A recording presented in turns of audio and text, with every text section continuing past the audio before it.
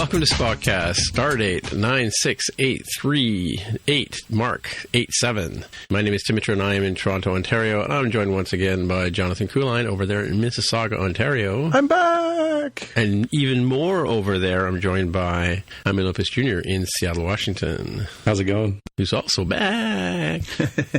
Although he's been back earlier than you were. No, you guys have been holding down the fort. It's been great. Yeah, well, what about when Jaime was in That's true. Japan? This is like what did we do then? The first team event we've had in a while. Yeah, that's true. That's true. We're back.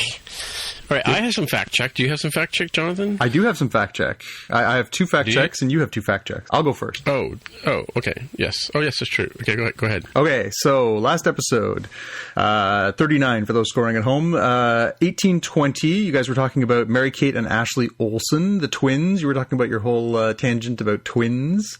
And you mentioned that they had a sister, and you thought that maybe she was an actress. Yes, in fact, she is. Elizabeth Olsen is an actress, best known for playing Scarlet Witch in the Avengers film. So she's somebody who's pretty... However, pretty recognizable. She wouldn't qualify for the twins movie because she's not a twin. She would not, but I think the tangent went on to, I think they have a sister, and so there you go. That's the sister. That's true. Yeah. Right. That's true. And younger sister, that was the part that surprised me. Yep. I didn't realize really? I didn't realize how old the Olsen sisters are. Like they've aged beyond what I recall. Yes. So how old are they now? They've got to be pushing 30. Yeah, like 32-ish, I think. Yeah. I think she was in her late 20s. Isn't one of them into like fashion design and the other one's, I don't know, counting her money or doing it? I thought she was acting or something. I think both of the twins are out of the acting world. I think they're both doing design and other things, lifestyle stuff. And Elizabeth is the actress in the family at this point. So they didn't come back to Fuller House, I guess, right? Nope, they did not. All right. Okay. Which leads us to, what's her name? Who's,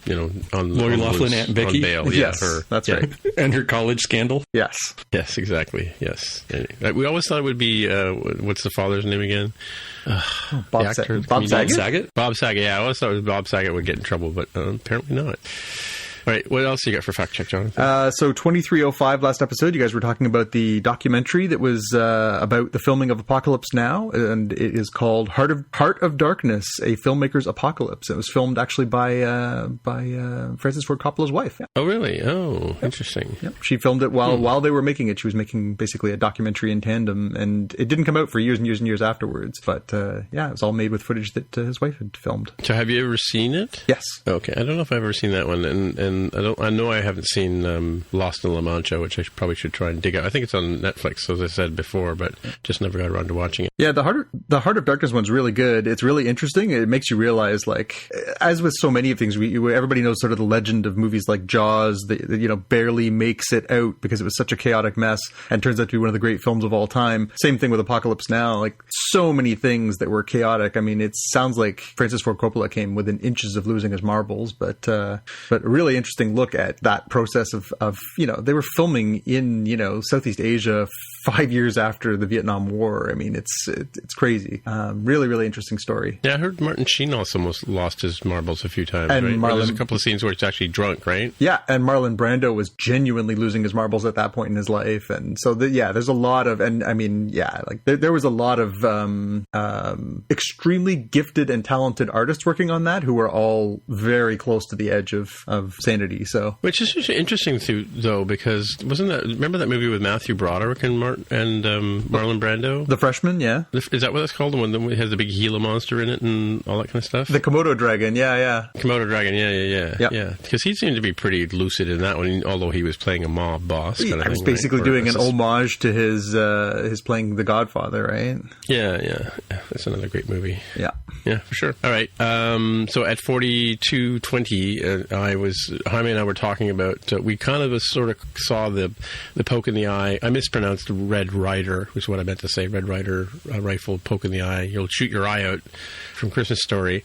But we were trying to figure out what it was, and when I went back to get some shots for go back and watch the show again, just to get a shot for our feature image for the episode. I know I stopped on that scene and I watched it again, in regular speed, and without all the mass confusion of flying back and forth. And it was Control trying to learn how the cadence of Leiland's voice by repeating back what he was saying, and then of course pokes him in the eye, and then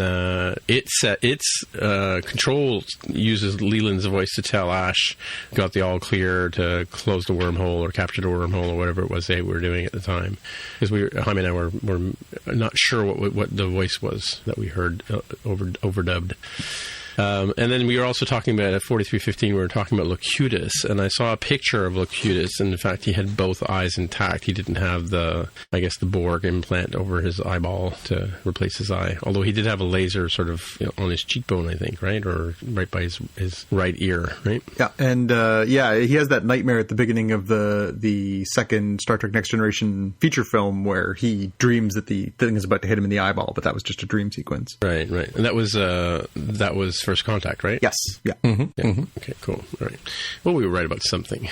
All right. Well, let's dig into the headlines. What do you got, Jonathan? Well, I've got a trio of Avengers news, so I'll package it all together for us. So we got a little leak this week. So this is not confirmed. It hasn't been actually confirmed, but there's a couple of leaks that came out this week that seem to indicate that the runtime for Avengers End Game is going to be over 3 hours.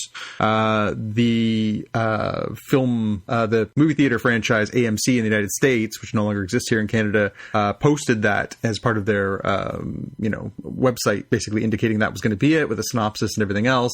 They quickly took that down after people were jumping on top of that and saying this is what's coming out, so they took it down. Again, when people put stuff up and take it down, it's usually an indication that it's true. Yeah. Of course, a lot of places since then have been speculating, and so it hasn't been confirmed yet, but yes, over 3 hours long, longest Marvel movie ever. So that's going to be quite the epic sitting your time. Butt cheeks, folks. Yeah, make sure you bring the super big gulp, and also maybe keep the cup around in case you need it for later. We also got news. So they released a series of posters this week, and the posters basically indicate the living and the dead based on the posters. So the characters who are living are shown in color, and the characters who are dead are in black and white. So what this confirmed for us is there was a total of 32 of these posters, 16 living, 16 dead.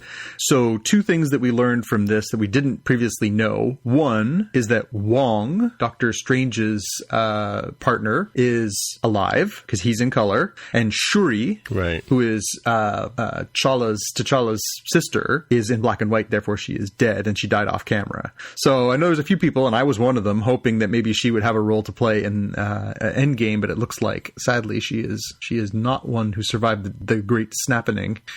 So Wong could have a role to play, which is an interesting one too, because he would know how time works, right? Having been affiliated with Time Stone that was around Doctor Strange's neck for so long. So we're getting more into the timey-wimey part of that. So speculate away. Couldn't they clone Groot from Thor's hammer or axe, whatever it's called? Well, think about how long it took them to grow baby Groot into teenage Groot too. So it have to be a seed. The other bit of Avengers news. Sorry, Jaime, you were going to say something? Oh, sorry. I was looking through the gallery, and the one that caught my eye as alive is Valkyrie, played by Tessa Thompson. Absolutely, from Ragnarok. It was a little unclear from the beginning of Infinity War, with like everybody appearing to be dead except Thor from the whatever the name of the ship is that they all escaped from.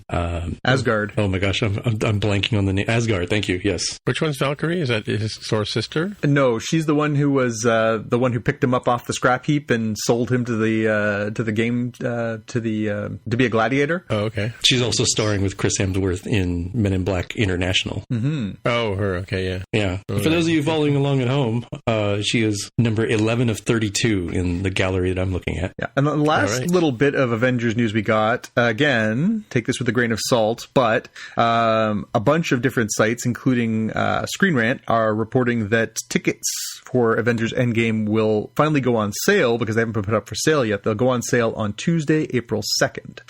So there's obviously a lot of people, I know we're among them, that want to be able to get a hold of tickets for the first couple of days there and get in there. I also saw a really good story that I haven't thrown in here, but they were talking about tracking numbers for this movie and where it's going to make as far as its opening.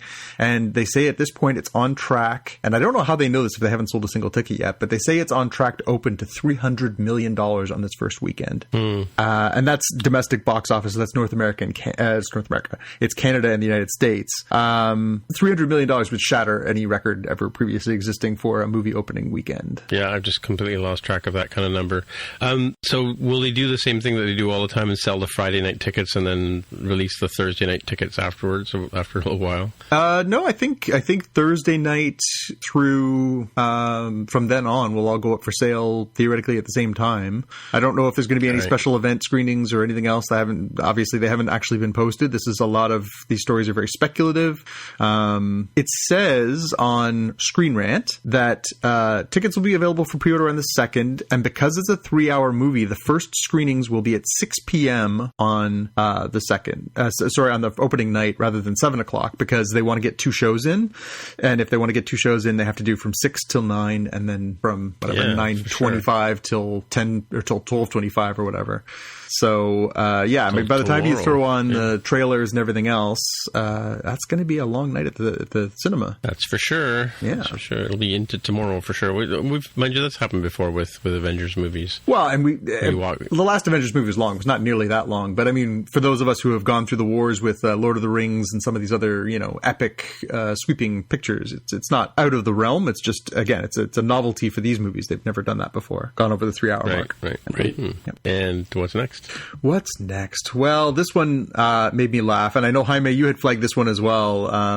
This story this week. So, Zack Snider, the director of Batman v Superman: Dawn of Justice and noted blowhard, he basically did this screening where he talked about he was doing a screening of Watchmen, and he was doing a Q&A, and people started questioning him about the complaints that his portrayal of Batman in these movies is a straight up murderer. He kills I've looked it up online. The estimate is that he kills 21 people in just that one movie. And so he went on this expletive-laced tirade where he said, someone says to me, Batman killed a guy, and I'm like, F, really? Wake the F up. And, he went on and was talking about Watchmen, saying, once you've lost your virginity to this effing movie, and then you come and say to me something about, like, my superhero wouldn't do that, I'm like, are you serious? I'm like, down the effing road on that.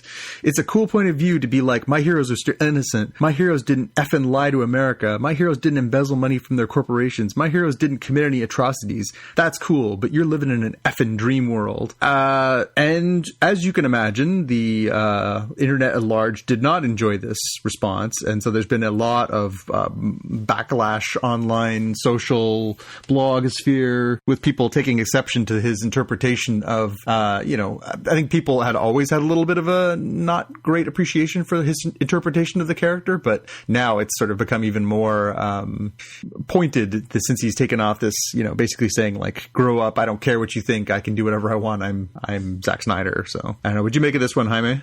Yeah, I can understand some of the point he's trying to make, but I disagree with it in terms of, if you're choosing these particular characters that have particular aspects to their core essence of the character, I don't think you can change that. I think you can change some other things to maybe modernize backstories and some motivations, but I think if you change the severe disadvantage that they would normally be under if they are like, look, I can't kill, right? Superman can't kill. Batman can't kill. And in Superman's case in particular, it solves a lot of his problems, right? Oh, yeah. Hey, Lex Luthor is an inconvenience, whatever, he's dead. I'm Superman. Who's going to stop me, right?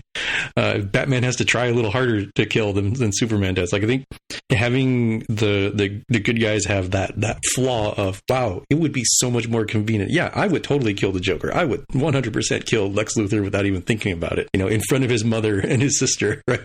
And then send him videos of the thing on Thanksgiving, because that's a more human sort of reaction. But the heroes are supposed to be more, right? They're supposed to have all sorts of flaws, including the hypothetical flaw of, wow, they're really trying to uphold justice, even when it seems like it might be not necessarily the wrong thing to do, but something that other people would choose not to do or not be strong enough to choose to do. Well, does Batman kill people in the comic books, Jonathan? No. One of the main sort of directions of the character is that he doesn't kill. He doesn't use guns and he doesn't kill because his parents died by gun violence. So, this has been around in the movie world of Batman for a long time because, even as early as 1989's Batman movie, he flies down the street at one point in his Batwing and he starts taking shots at the bad guys with his Batwing, which, even those of us who are fans back then were like, I don't think that's what he'd do.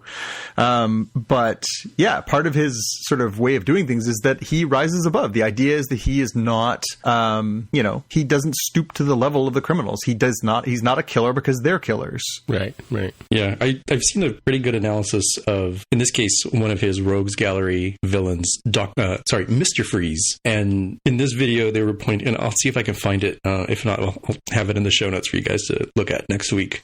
They're saying on that scale of perfectly good, and you put Batman on one side, and perfectly bad, like a Joker, sort of a force of evil nature. Somebody like a Mr. Freeze sort of sits in the middle, and that, yes, he's a villain, and he definitely leans towards that villainous side of the scale, but his motivations are completely based on either revenge or on he would do anything for his wife, depending on, where in the animated series we're talking about this one. And I think that's something that gets to the core of you have to have Batman as the one side of the spectrum where he's unwilling to make the sort of moral compromises that somebody like Mr. Freeze is willing to do. Yeah. I don't know. Again, it immediately stuck in my craw. Again, you can't control these things. And obviously, when you make a film based on a character, you're asking an artist to continue telling the art in a different medium. And, you can set guidelines. So I don't really necessarily put it on him, although he certainly is responsible. But, as the keepers of that, I think, DC Entertainment or Warner Brothers has to be the one who says, these are the guidelines for what our characters can and can't do. In the film previous to the one we were discussing, they have Batman snap a person's neck. That's not a decision that Superman would make in the character that I grew up reading or enjoying. But, if they feel that that's necessary to the type of storytelling that they want to tell, I guess it's up to them to decide whether that's appropriate for their character. But then I can choose with my dollars to say, I don't want to go see the, movies that involve your interpretation of that character. And given that sort of world has imploded a little bit on them, I guess, lots of people are doing that. Yeah, it's an interesting thing from the point of view of how we live in society. We don't go around killing each other. I mean, yes, there are people in our society who go around killing people, but they don't get away with it, So it's an interesting idea that, in film and, all that kind of stuff, we always want to have, what John Wick says it in John Wick 3, the trailer, guns, I need more guns, which is, I think he lifted that from The Matrix, right? But the whole idea of every movie we watch, there's bullets being, showered all over the place and people dying, on a single shot or multiple shots or what have you. But, it's interesting that we have to, for some reason, that has to be part of every story we tell, unless you're not watching an action flick, you're watching, Sense and Sensibility or something like that, where they don't run around unless they're zombies, they don't go run around killing people, right? So it's interesting that art has evolved to that point where, we feel that we have to question whether or not Batman and Superman or Spider-Man would kill somebody, The 60s Batman that I grew up with, even whether it's in the comic books or the Adam West Batman, I mean, they were almost comical, but back then that was television didn't really go around shooting people other than in westerns, right? And that was why it was called the Wild West. In common decent society, we don't expect people to be dropping like flies. We have more respect for life in our world anyway, right? So, But I mean, if Bruce Wayne has to keep his identity as Batman secret because he's killing people, that's a plausible reason, right? Why else would he not just be like Tony Stark and say, "Well, I am Iron Man"? As a matter of fact, what's the point in hiding? interesting. Yeah. Well, and again, it's different, different viewpoints. DC has taken the approach that their heroes are more, grounded and would make these, mature 21st century choices. Marvel's taken the different tack that, generally they, don't have their characters be like that. That's why they have, Ultron be the bad guy and they can pummel robots into the ground, and they have the aliens be bad guys because they're not really alive. They're just aliens. It's not like they're killing people. Again, it's a philosophical point, and clearly Zack Snider's point was what they wanted to make. Now, again, they have since moved on from letting him make their movies, so maybe that's not the direction they're going to continue going. And if you look at, the last few movies, Wonder Woman had certainly a level of violence, but it was set during war. Look at the trailer for Shazam, which is coming out next week, and it certainly doesn't look quite as over-the-top violent as, those movies were. So maybe they're moving away from that. But then they also have movies like Suicide Squad, too. So, yeah, again, I guess it's just a matter of interpretation. Yeah. All right. On a happier note, let's move on to the next story. All right. Well, we'll do a couple of quick ones here. So, good news for fans of Marvel's Runaways on Hulu. They've announced they're going to do a third season. Personally excited about that one. I enjoyed season 1. I have season 2 completely loaded up on my PVR, but I have not watched it yet because, unlike our friends in the United States, who got it through Hulu, we got it on cable television here, and they aired it week by week. So instead of getting it all dropped in December, we got it week by week, and it just culminated, I think, last week or the week before here. So they doled it out. So I will sit and do a binge on it. But that was a really good show, and I'm happy that one's coming back. Are you guys watching that? Yeah, it's funny. I stopped watching it because I kind of missed a couple of episodes, and I want to try to go back and catch up with it.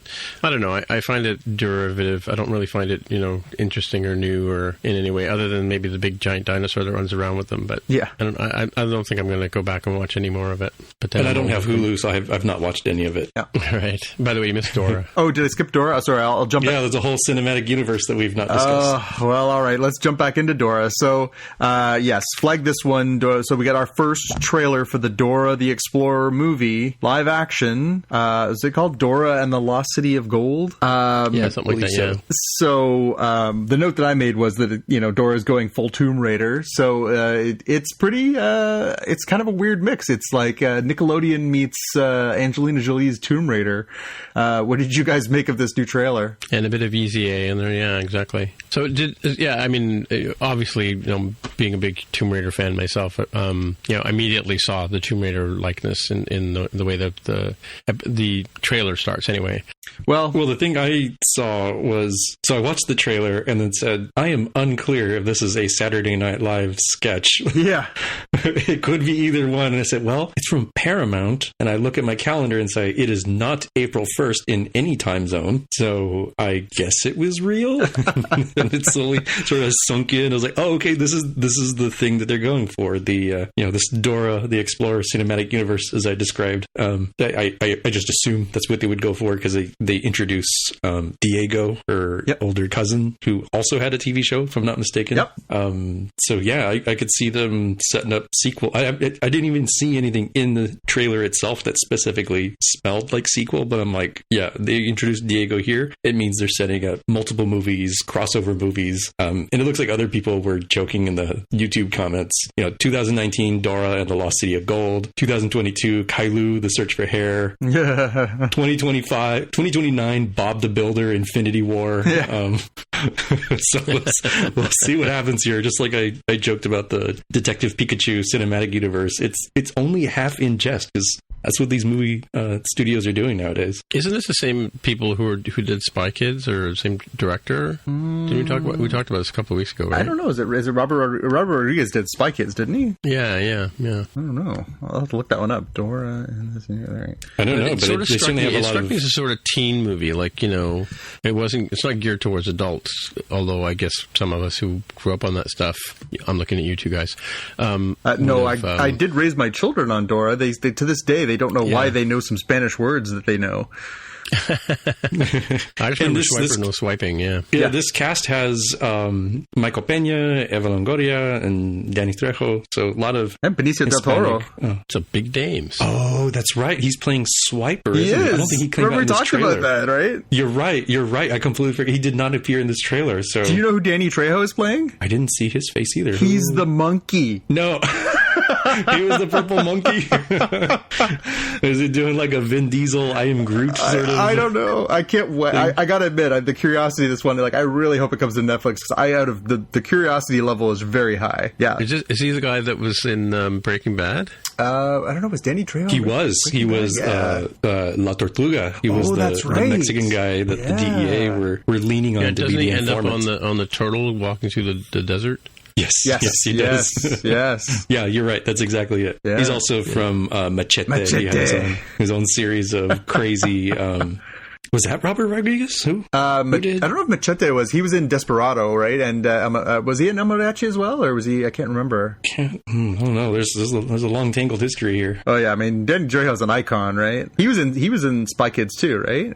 Maybe one of them. Maybe one of them. Yeah. Because there were like two, and then there was like whenever you need a scary Mexican guy, he's the guy they get, right? Oh yeah. Yeah. You want a scary looking dude for your in prison drama. You're definitely going to sign up that dude to make an appearance, if nothing else. Oh, look at this. I just looked this up. His second cousin is Robert Rodriguez. Well, there you go. Oh, there we go. Prior to working in films, Trejo worked as a labor foreman in construction. There you go. Wow, there's a feature for everybody. No kidding. In the off-world colonies. Oh, yeah, and Con Air. Remember him in Con Air? God, yeah. Anyway. I've never actually made it through that entire movie. Oh, are you kidding me? That is one of the most rewatchable, fun, really stupid movies ever made. It is the most genius, stupid movie ever made. I think when people say going full Nick Cage, that's one of the ones that they have in mind. Oh, yeah. Nick Cage with the blowout, with the long hair and the wife beater. Oh, my God. Genius. All right. Well, that's enough digression into Dora Land. So I've also got here the news this week that Blumhouse, the movie studio behind such hits as Get Out, has just put the green light onto a remake of The Craft, which was a very popular 1990s movie. And Zoe Lister... But it was also a TV show, wasn't it? I don't know. Did they do a TV show version of it? Yeah. It had because I'm trying to remember her name, the one that was in the movie, but I think they brought the backup cast, so the second and third players. They did a version of on the TV show for a while. Yeah, a season or two anyway. Well, they're doing a new film, and Zoe Lister-Jones, who is on TV. What the heck's the name of that show? Life in Pieces. She's on Life in Pieces on TV on CBS, and she's also indie filmmaker. She did an amazing movie a couple of years ago. It was at Sundance called Band-Aid, which I really, really liked. So she's really good. So I'm really excited to think what they can do with this. So she's going to write and direct it. So that's I'm keen to see what that seems like a franchise worth rebooting. The idea of this sort of group of little coven of young witches who basically get together and try and go from there. It was a good movie in its time. Fairuza Balk, that's what I'm thinking of, and Nev Campbell was the other one, and Robin Tunney, she was the one that was not witchy or something like that. Robin Tunney was the hero, right? She was the one. They were all starting to get into like the dark side, and Fairuza Balk goes like totally dark. The other two just sort of follow along, and Robin Tunney was the sort of one who doesn't want to go dark. Yeah, I'm pretty sure there was a TV show. Let me just look it up here. TV show, yeah, Craft TV shows. No, that's not the exact thing I'm looking for. Papercraft Arts and Supplies. Yeah, no. Well, we'll fact check that one for next week. Yeah, for sure. Okay, what's next? I wanted to, this is almost semi-crossover with MTJC content that we had related to Apple's TV Plus streaming service. So I'm only going to mention a handful of the shows that are actually sort of on point with our content here on Spotcast. We'll have the show notes, we'll have the link of the show notes for those of you transporting at home. I want to pick out Amazing Stories, which is done by Steven Spielberg's Amblin Entertainment, and that's going to be a science fiction anthology series based on the 1985 NBC show. So we should clarify, we're talking about the Apple TV thing, right? Yep. They announced, a whole slew of things, including like some Sesame Street stuff. Yeah, Sesame Street coding, it looked like to me. Sorry? It looked like Sesame Street coding to me. Right. So there's a whole list of things here, but the other one that should be mentioned that seems like it's on my list of, I want to see this, is SEE, starring Jason Momoa, which takes place in a world devastated by a virus that left only a few million survivors who are blind. And the series takes place centuries later, where it's disputed whether people could actually see in the first place.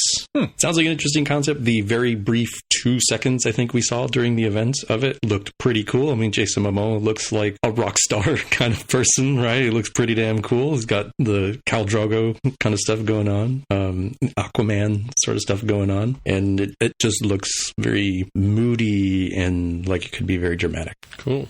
So what have we found in Vancouver there, Jonathan, or in BC? Oh, in BC, yeah. This is a weird but interesting story. So I don't know if you guys have seen this on the socials, but there's been this sort of campaign going around that the creators of Game of Thrones, or probably more likely the marketing department at HBO, have been doing this contest to promote the forthcoming 8th season by hiding 6 versions of the Iron Throne around the world and basically putting out clues on social media as to where they are, and then having people go and find them. And so we got news earlier this week, that one of the thrones was found in a very isolated location in British Columbia. So this story from the CBC is very interesting. It's Kevin and Birgit Sharman, who say they aren't really fans of the show. They are involved with the Tumbler Ridge UNESCO Geopark Society, an organization aimed at getting more tourists to Tumbler Ridge in BC. And a reporter called them to ask about geographical features in the area in relation to this HBO contest, where they had hid these thrones.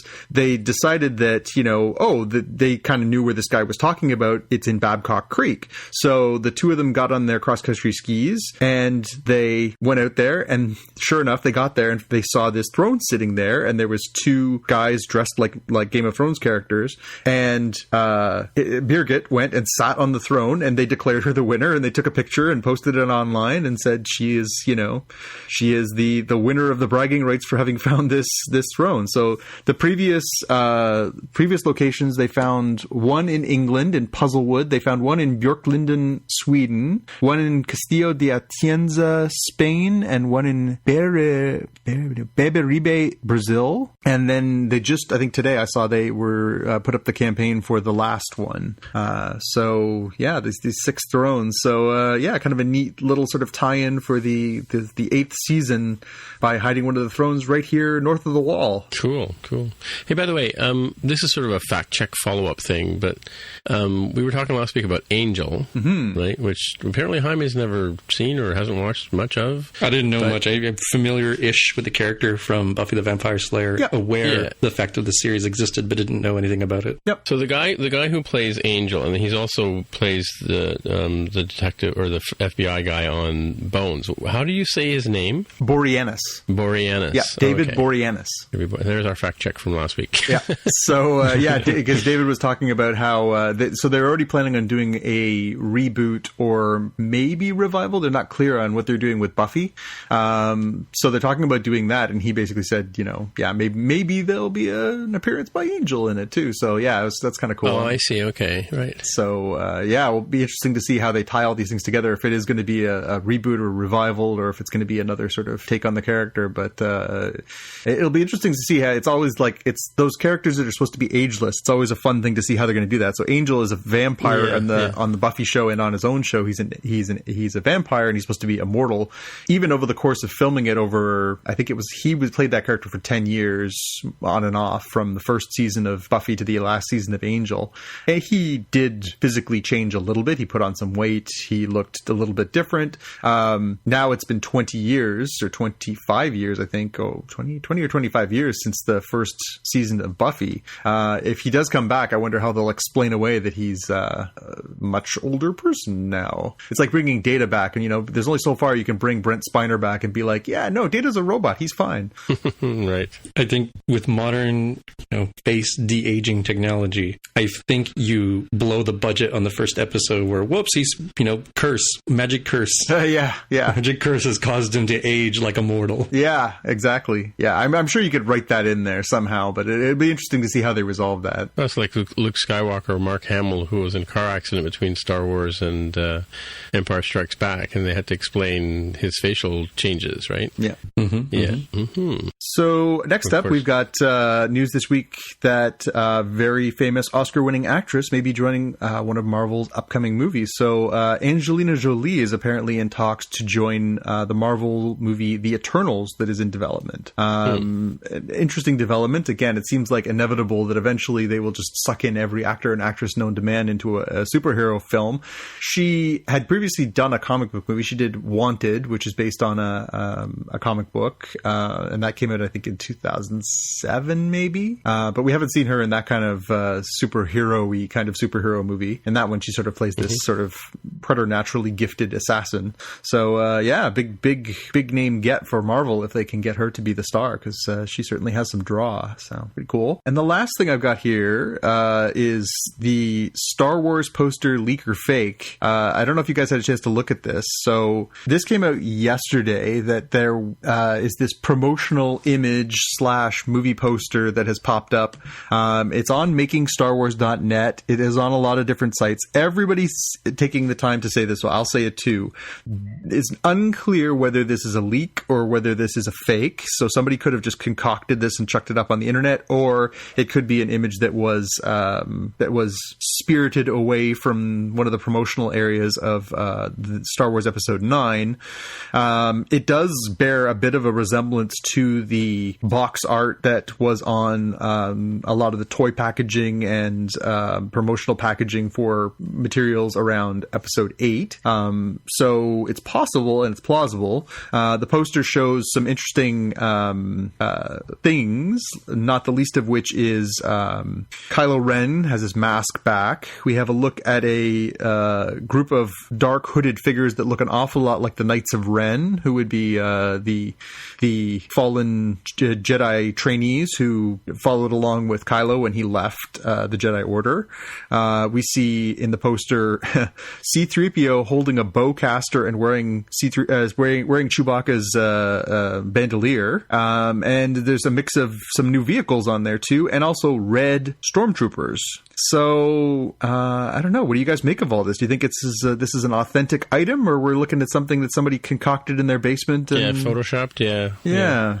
I've made Star Wars posters in Photoshop before. Let me have a look at this. I could see it being... All right, so I don't think this is going to be the final poster. No. So it's not, use your scare quotes, authentic in that respect. But I could see this being something that somebody threw together to give the Hasbro Kenners of the world, when they're going and meeting and saying look, we're going to have cool toys for this character and this character. And it's kind of more like an artist's mood board of this is the sort of thing we're going for, right? We're going to have the heroes, and of course the heroes are lit very cleanly, brightly, white purity, and then the villains are all very dark in red, and I don't think there's going to be these red stormtroopers. I think very similar to Rey's shocking red scarf that they had in the official movie poster that just looked cool and evoked the red salt snow of the final Hoth-like planet that they went to. I think this is the same thing where it's intended to be an artistic interpretation of hey, if they were, with a 50-foot man Kylo Ren hanging over them, his red lightsaber would cast this red pall on them. I think it's more artistic there than it is we're going to have red toys. Well, they did. And they do pointedly have the red troopers at the bottom of the image, and they do have white troopers on the same page so that you can see that they're distinctively different. So there is sort of a speculation that these are actually the stormtroopers that work directly for Kylo, that these are his guys in red. That'd be cool, but I could also see hey, they're in the shadow. Yeah. They're not directly under the mood beam. Yeah. But yes, it's a very striking, cool red. I'd buy one of these toys of the red stormtrooper. But that's where I'm going to hope that this is going. That this is more of hey, somebody cobbled this together, and maybe this is the inspiration for what the final art is going to be. But I don't believe it to be the final art. Yeah. Putting on my artist hat, this totally looks fake to me. Because the way they've got the ships drawn in here, the fact that Kylo Ren is holding his sword backwards. elements. The logo type at the bottom, and there's no other wording at all. Just doesn't look like a legit poster to me. Yeah, well, it'll be interesting to see how this plays out. The one thing that sort of caught me, so there's two things. The one, they said that there's a depiction of an alien standing next to Finn, and they said that's just a placeholder image. The expectation is that's not a real character. That's the guy from Farscape, right? I couldn't tell you. They just, it looks like they chucked an alien in there and said basically like, there'll be an alien here, but there's no, like, it's a really weird random looking alien. Notable, who's the Afro girl in the back with the goggles on? Who's that supposed to be? They did announce that one, so I did see her. I'm trying to remember what her name is. I think I saw it in here. Her name is, hold on, Jenna. Jannah. Jenna. So she is a confirmed character. So that's a thing. And the one who's next to Oscar Isaacs there in purple is apparently Kerry Russell is playing that character, the one with a mask on. That is apparently, again, a confirmed character. But yeah, the notable omissions on here, looking at the poster too, is, again, they're bringing back Lando and they're bringing back Leia. It seems strange that there isn't those touches on there. So again, it's possible it's real, it's possible it's not. Again, it's interesting. So Star Wars Celebration is this weekend too, I think, in Chicago.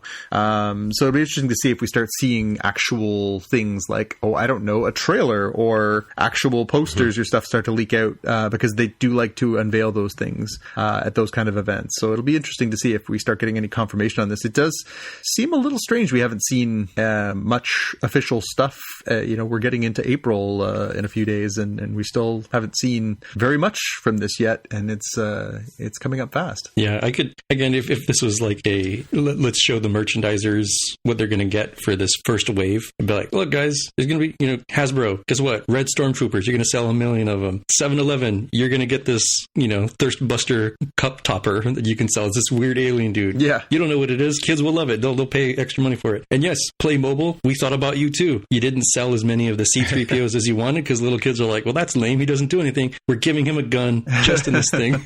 Just in the for under 3 years old Playmobil toy, yes, he will have a gun, and kids can go shoot, bang, bang. I could argue my way into like, this is how they show a committee of folks like, this is what we're doing.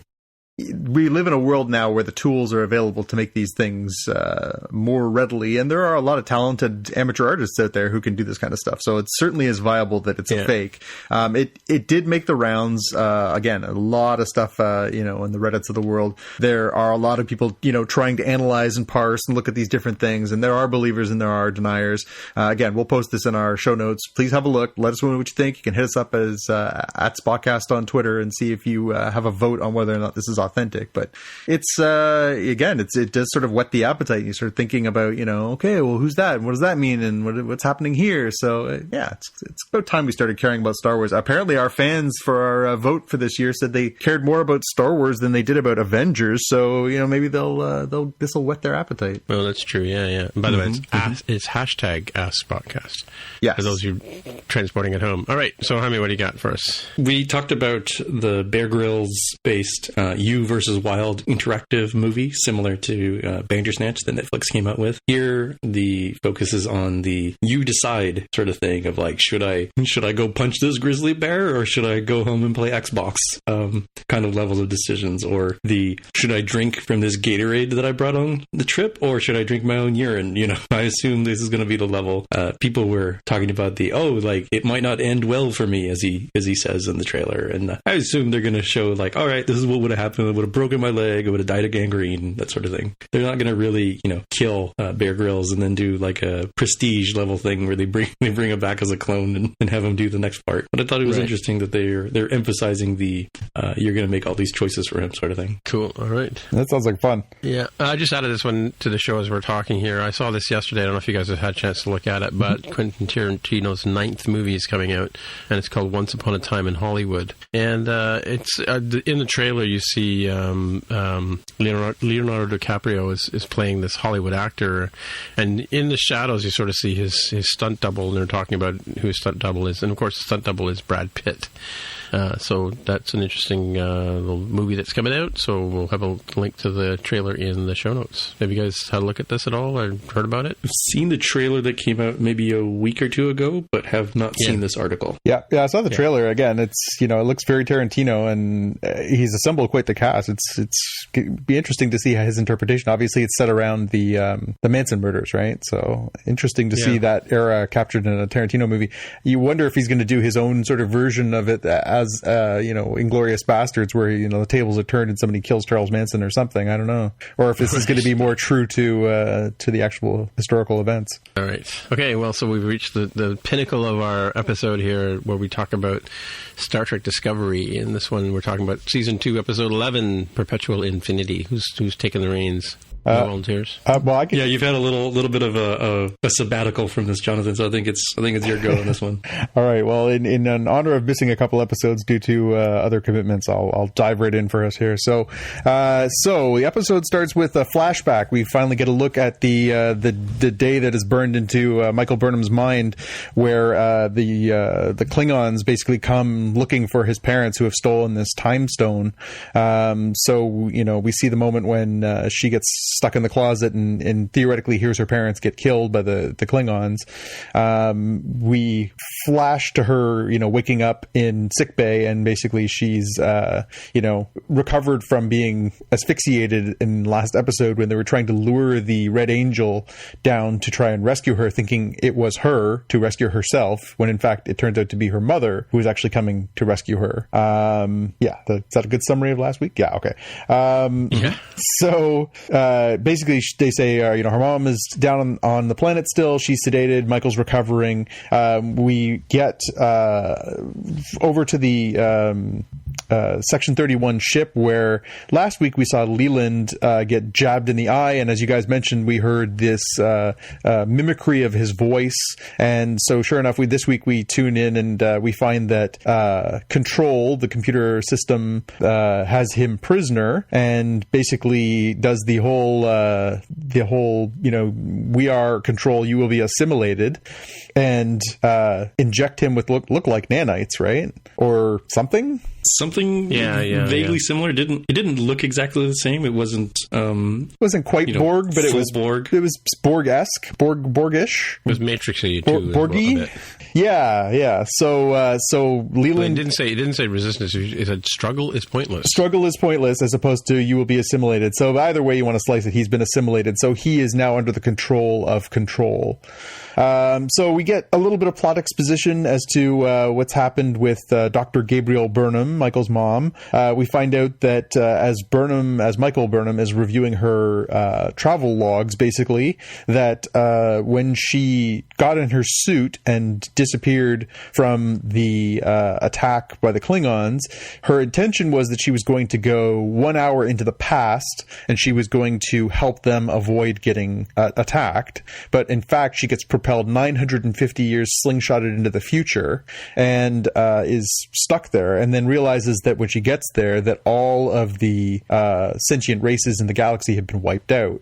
So she starts figuring out how to do these time jumps as a guide to try and go back and figure out how to undo what has been done. So Leiland Locutis of Borg, as I've called Leiland here, because he's now Leiland. We'll call him Leiland. He's Leiland, but he's Control. How are we going to track Leiland versus Leiland the robot guy? Leiland Locutis works for me. Leiland Locutis. So Leiland Locutis basically now, with all the under control of Control, orders Ash to steal the sphere data, because what it needs to do is basically merge with this massive element of information, and that will give it its power to finally realize its goal, become sentient, and that will allow it to basically carry out its plans, which is the elimination of all sentient life, right? Yep. Michael Michael is going through her logs, trying to sort of figure out how this happened. Her mom wakes up. Her mom says, I want to see Pike. I don't want to see Michael. I just have some things to say. She utters the very ominous line when she meets Pike, I could say more about your future, but you won't like it, which is really nasty. Like, really nasty. Yeah. Really nasty. That's a sick burn there. That is a sick burn. It really is. Like, oh, wait, sick burn. That's too soon. Burn. Oh. Yeah, of course, obviously referencing the unfortunate fate of Christopher Pike. In the episode of Menagerie, right? Menagerie? Yeah, wasn't it the one where where Spock kicks him back? Yeah. So Dr. Burnham, Gabriel Burnham, tells Pike, the only way for them to prevent the future that she knows happens from happening is for them to destroy the sphere data. Because if the sphere data doesn't exist, then Control can't get it. And if Control can't get it, it can't do what it needs to do to destroy all living life across the galaxy. So curiously, Dr. Burnham says that she put the sphere in Discovery's path so that they could keep it safe. Yeah, well, she realizes it because I think she intended to destroy it. She figured she couldn't figure out how to destroy it, so she put that in its path so that at least they would get it before Control does, and hoping that they would be able to safeguard it. But then clearly that's not working out either. So, so they basically go up to the ship. They have a discussion about it. Saru gets kind of bent out of shape and says, like, this is like smashing a work of art. It's like smashing, the most historical find that humanity or Starfleet has ever made, but they sort of reluctantly come to the decision, okay, you know what, it's probably better to just do this. If we know that the inevitability is that we're all going to die, we may as well do this. So they try and destroy it. It won't let itself be deleted. It basically encrypts itself using a millennia's old language as its guideline for encryption, which is actually really smart, and basically won't allow itself to be deleted. I made a note in here. I thought it was really interesting. In two subsequent scenes that we watch in the middle of this episode, there are two different crewmen in wheelchairs. I just thought that was really interesting. I only saw one, and I did go back and watch it again. But there's one that you saw two. There's one that wheels by when we see Leiland on his bridge, and then there's another one that wheels by when they cut to the next scene, is wheeling down the hallway when they're on Discovery. Yeah. And wasn't Dr. McCoy in a wheelchair in the opening of? I think it was. Next Generation. Yeah. Yeah, Next Generation. Yeah. Yeah. He's not in a wheelchair. He's walking. He's walking very, very slowly. Yeah, very slowly. Okay. But yeah, interesting. Like, interesting that they finally on this show or in this franchise recognize people with physical disabilities, but also really interesting that they don't have something better than a wheelchair to offer by the 20th. Yeah, exactly. Like, why can't they just sort of think their way through? Yeah. Yeah. Like, even we know, like, in a not distant future, like 10, 11 years in the future, Pike is a vegetable in a chair, but his chair floats. It's a strange development. Anyways, that's an aside, but I thought that was an interesting note that that's the first time I can ever remember seeing a wheelchair in a Star Trek show. For sure. So Burnham finally convinces Pike, with a little help from Spock, to let her go down to the planet to talk to her mom. Initially, he's hesitant to do that. Eventually, he caves, lets her go down. Her mom is kind of cold and a little bit sort of dismissive. She utters the line, I let you go a long time ago. She basically says, I've seen you die 1,000 times in different, jumps and everything else. Basically saying, you are in my past.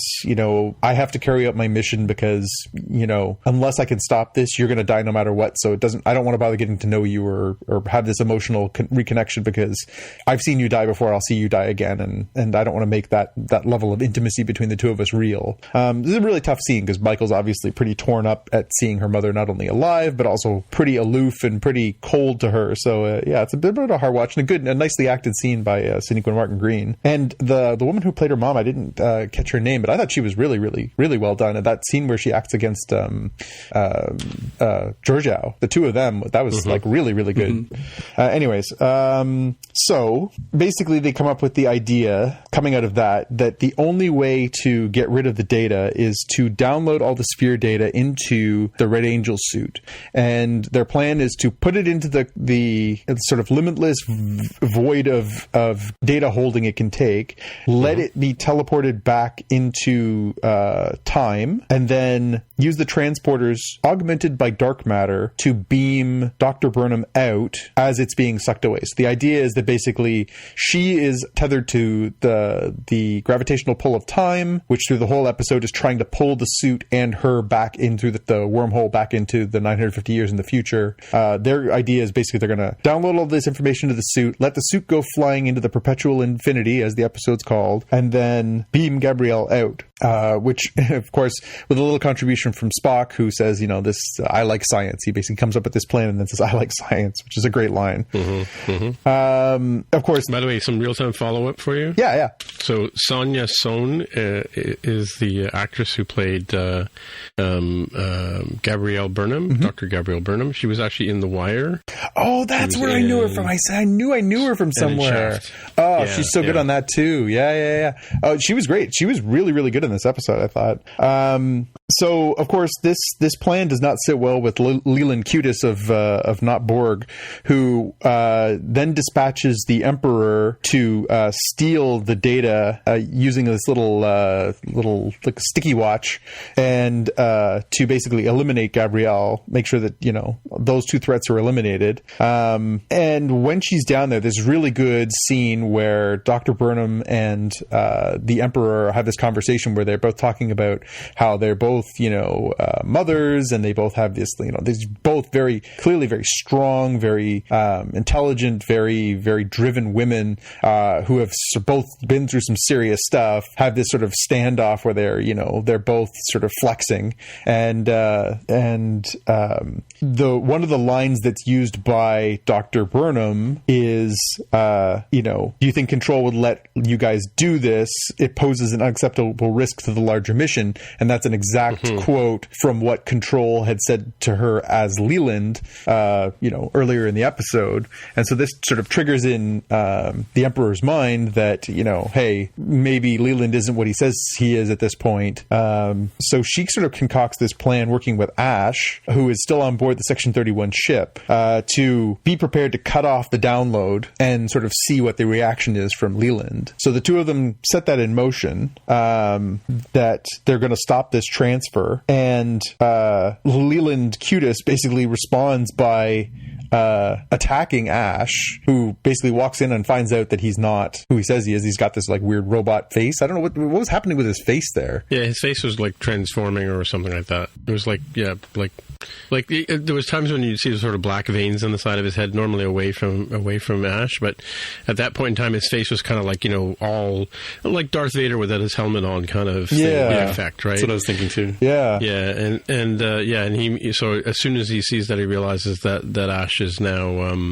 the instruction actually to Ash was to go and find out what Leiland does in the dark. Oh that's true. So go see what he's doing in his little room, in his hidey hole, right?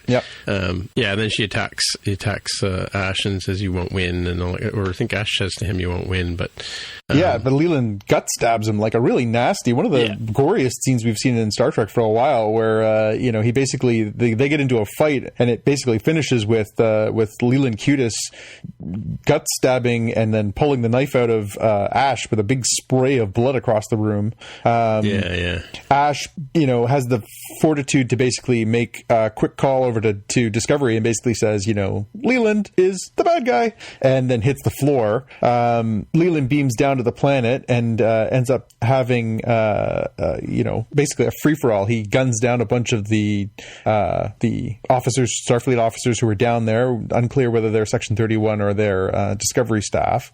Starts blasting holes in everybody, breaks one of their necks, like basically goes full Angry Borg, blasts the suit, shoots a hole in the suit, it looks like, and then gets into the throwdown where it's him versus the Emperor, and the two of them have a pretty good fight. No Muppet leg. A little disappointed. No Muppet leg. Oh, there was a bit where she waved her foot in front of his nose at one point. She took a kick at him, but she didn't do that awesome flip kick. The leg flips up and kicks somebody behind her move, which was still one of our all-time favorites. But yeah, pretty good throwdown, pretty good fight between Leiland Locutis versus the Emperor. And it basically culminates with,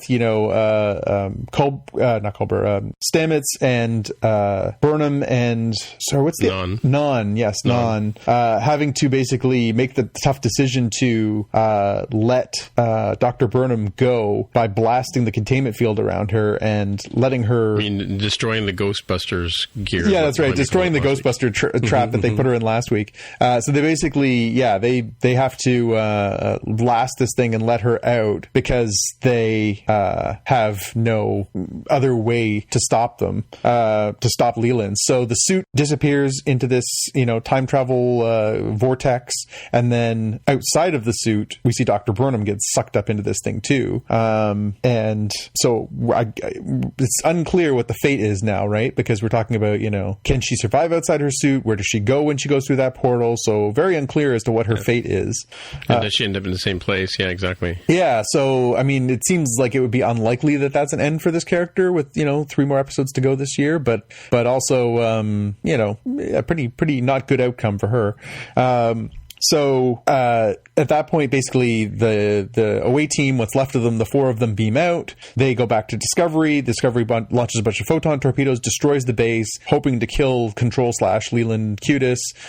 It does not work. He beams out, gets aboard the Section 31 ship, and hauls out. And apparently he gets away with 54% of the sphere data. Ash, at the last minute before the ship beams out, manages to escape an escape pod, so they beam him aboard. Hopefully they're going to patch that big hole he has in himself right now. And we end our episode with basically Spock and Michael Burnham sitting down and playing a game of three-dimensional chess. Three? Yes, but just before that, though, Spock is very existential on Burnham by telling her that the past is gone, and the future that they are now going to experience has not been written yet, because he's sort of implying they've messed with the timeline, and that all we have to deal with now is now, like what we're doing now and where we are now and that kind of stuff. And while he's saying this, he sets up the game and they sit down to play, right? So the board is yours, he says to Michael.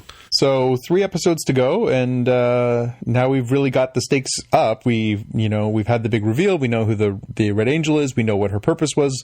We had this nice sort of cathartic thing where we, connected, Michael and her mom had this little moment of connection, which I sort of skipped over earlier, where they do have a little tearful moment where she basically says, I have been watching you. I'm not emotionless. I'm not heartless. I've just, I can't. Yeah, she was at her graduation. She was at the time when she read the book to her dad in her bedroom and that kind of stuff. So again, she has sort of been there. Yeah, a little catharsis, a little bit of sort of closure there too. But The one interesting thing she says though is I've watched you die 1,000 times. So having experienced her daughter's death, every single time she goes and tries to, there were like 841 log entries in the suit, so she's been back and forth a number of times trying to write the universe, right?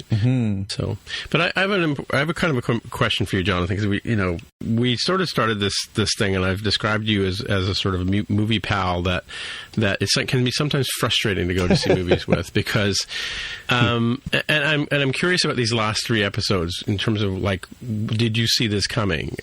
Because you haven't been on the show the last 2 episodes, and you're just here now. So did you see any of this coming? Did you see how Control was messing with time and changing, doing the deep fakes with Spock killing people, and could you have anticipated that it was Michael Burnham's mother coming back, even though they tried to, very clearly, and the writers tried to throw us off the trail in the middle of the last episode? Yeah, it's it's been a little bit painful. I will say for our listeners, we moved our recording night a few months or a month and a half back because we wanted to be more timely and have the episodes closer, our Spockcast episodes closer to the Star Trek releases. But I had concert tickets for 2 different weeks in a row, so I really enjoyed my concerts. If you get a chance, go see Maggie Rogers. She's awesome.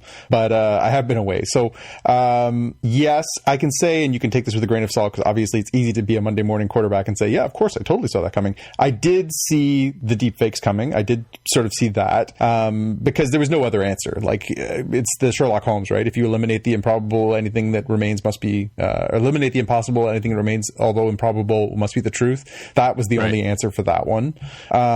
The episode last week where they had the reveal at the beginning of the episode, and again, I know why you're frustrated. It frustrates my wife. It frustrates my son. It frustrates people who know me. I try and keep my yap shut about it, but people ask, so here we go. Hollywood and storytelling has structure and formula. Formulas are the way these things are built. When at the beginning of last week's episode, they started talking about what a smart and capable engineer and how smart Michael Burnham's mom was, I immediately knew that that's who it was. Because you don't say stuff like that. You don't expose that much plot and that much form unless you're going to pay it off. It doesn't make sense. Otherwise, it's superfluous. And on a 45-minute show, you don't have time to be superfluous, so you wouldn't do it. So as soon as they started talking about that, I was like, yeah, clearly that is it. But that being said, it was only like 30 minutes before the reveal. Like it was there. It was there for the taking if you wanted it. But it was no less satisfying. And again, it's still the mystery still played out really well for 10 episodes. Like it wasn't like it was like some of the stuff last year where we certainly had a lot more telegraphed what was happening. We were making predictions that were 4 or 5 episodes out that we were right on. If you'd asked me the week before, I would have had no idea. Like we talked about it. I think the last episode that I was on 3 weeks ago, we talked about sort of who we thought it could be. None of us had that as an option. Like we were sort of going through our list of established characters and who was there and everything else. We didn't really go that far. So the fact that they managed to build this out and have it play out for 10 episodes before that reveal and keep it interesting and compelling and be a good mystery all that time, that's great. It was great. I think that we did actually I think we surmised at one point that it might have been Michael Burnham herself coming back, but yeah, we did. Well, the other thing too is like, and I kind of noticed this too, and I mentioned this pattern to Jaime either last week or the week before, that they keep doing things like this. Like they used the magnet to open the basement door when they were locked in the basement in the Terra Elysium episode, and then they used magnetism to save the day by pulling back those pieces of the asteroids that were heading towards the planet, right? And then what they do last week or the week before, or I think the Arium episode where Arium were reliving Arium's life, there was a couple of things that they did early in the episode that like one storyline would do, and they would have some sort of reveal, and then the other one would come along and figure it out. Or the one where Michael Burnham runs up to the door and goes, "Oh, wait a minute, maybe this is we're being faked out here," and she runs back. I forget what the actual sequence of events was, but they were trying to sort something out, and she kind of realized that, well, maybe this is a fake, kind of thing, right? Or something like that. I forget what it was. Or maybe this is a game, I think. Maybe this is a game, yeah. She was playing a game with Spock, and then, so the whole idea of her playing the game with Spock, and then coming back and, discovering that this is actually not real. Oh, I think the mines, right? Around the planet, they're trying to figure out how to get to the thing, and then they realize that she realizes that it's actually a game that these mines are playing with them, I think, right?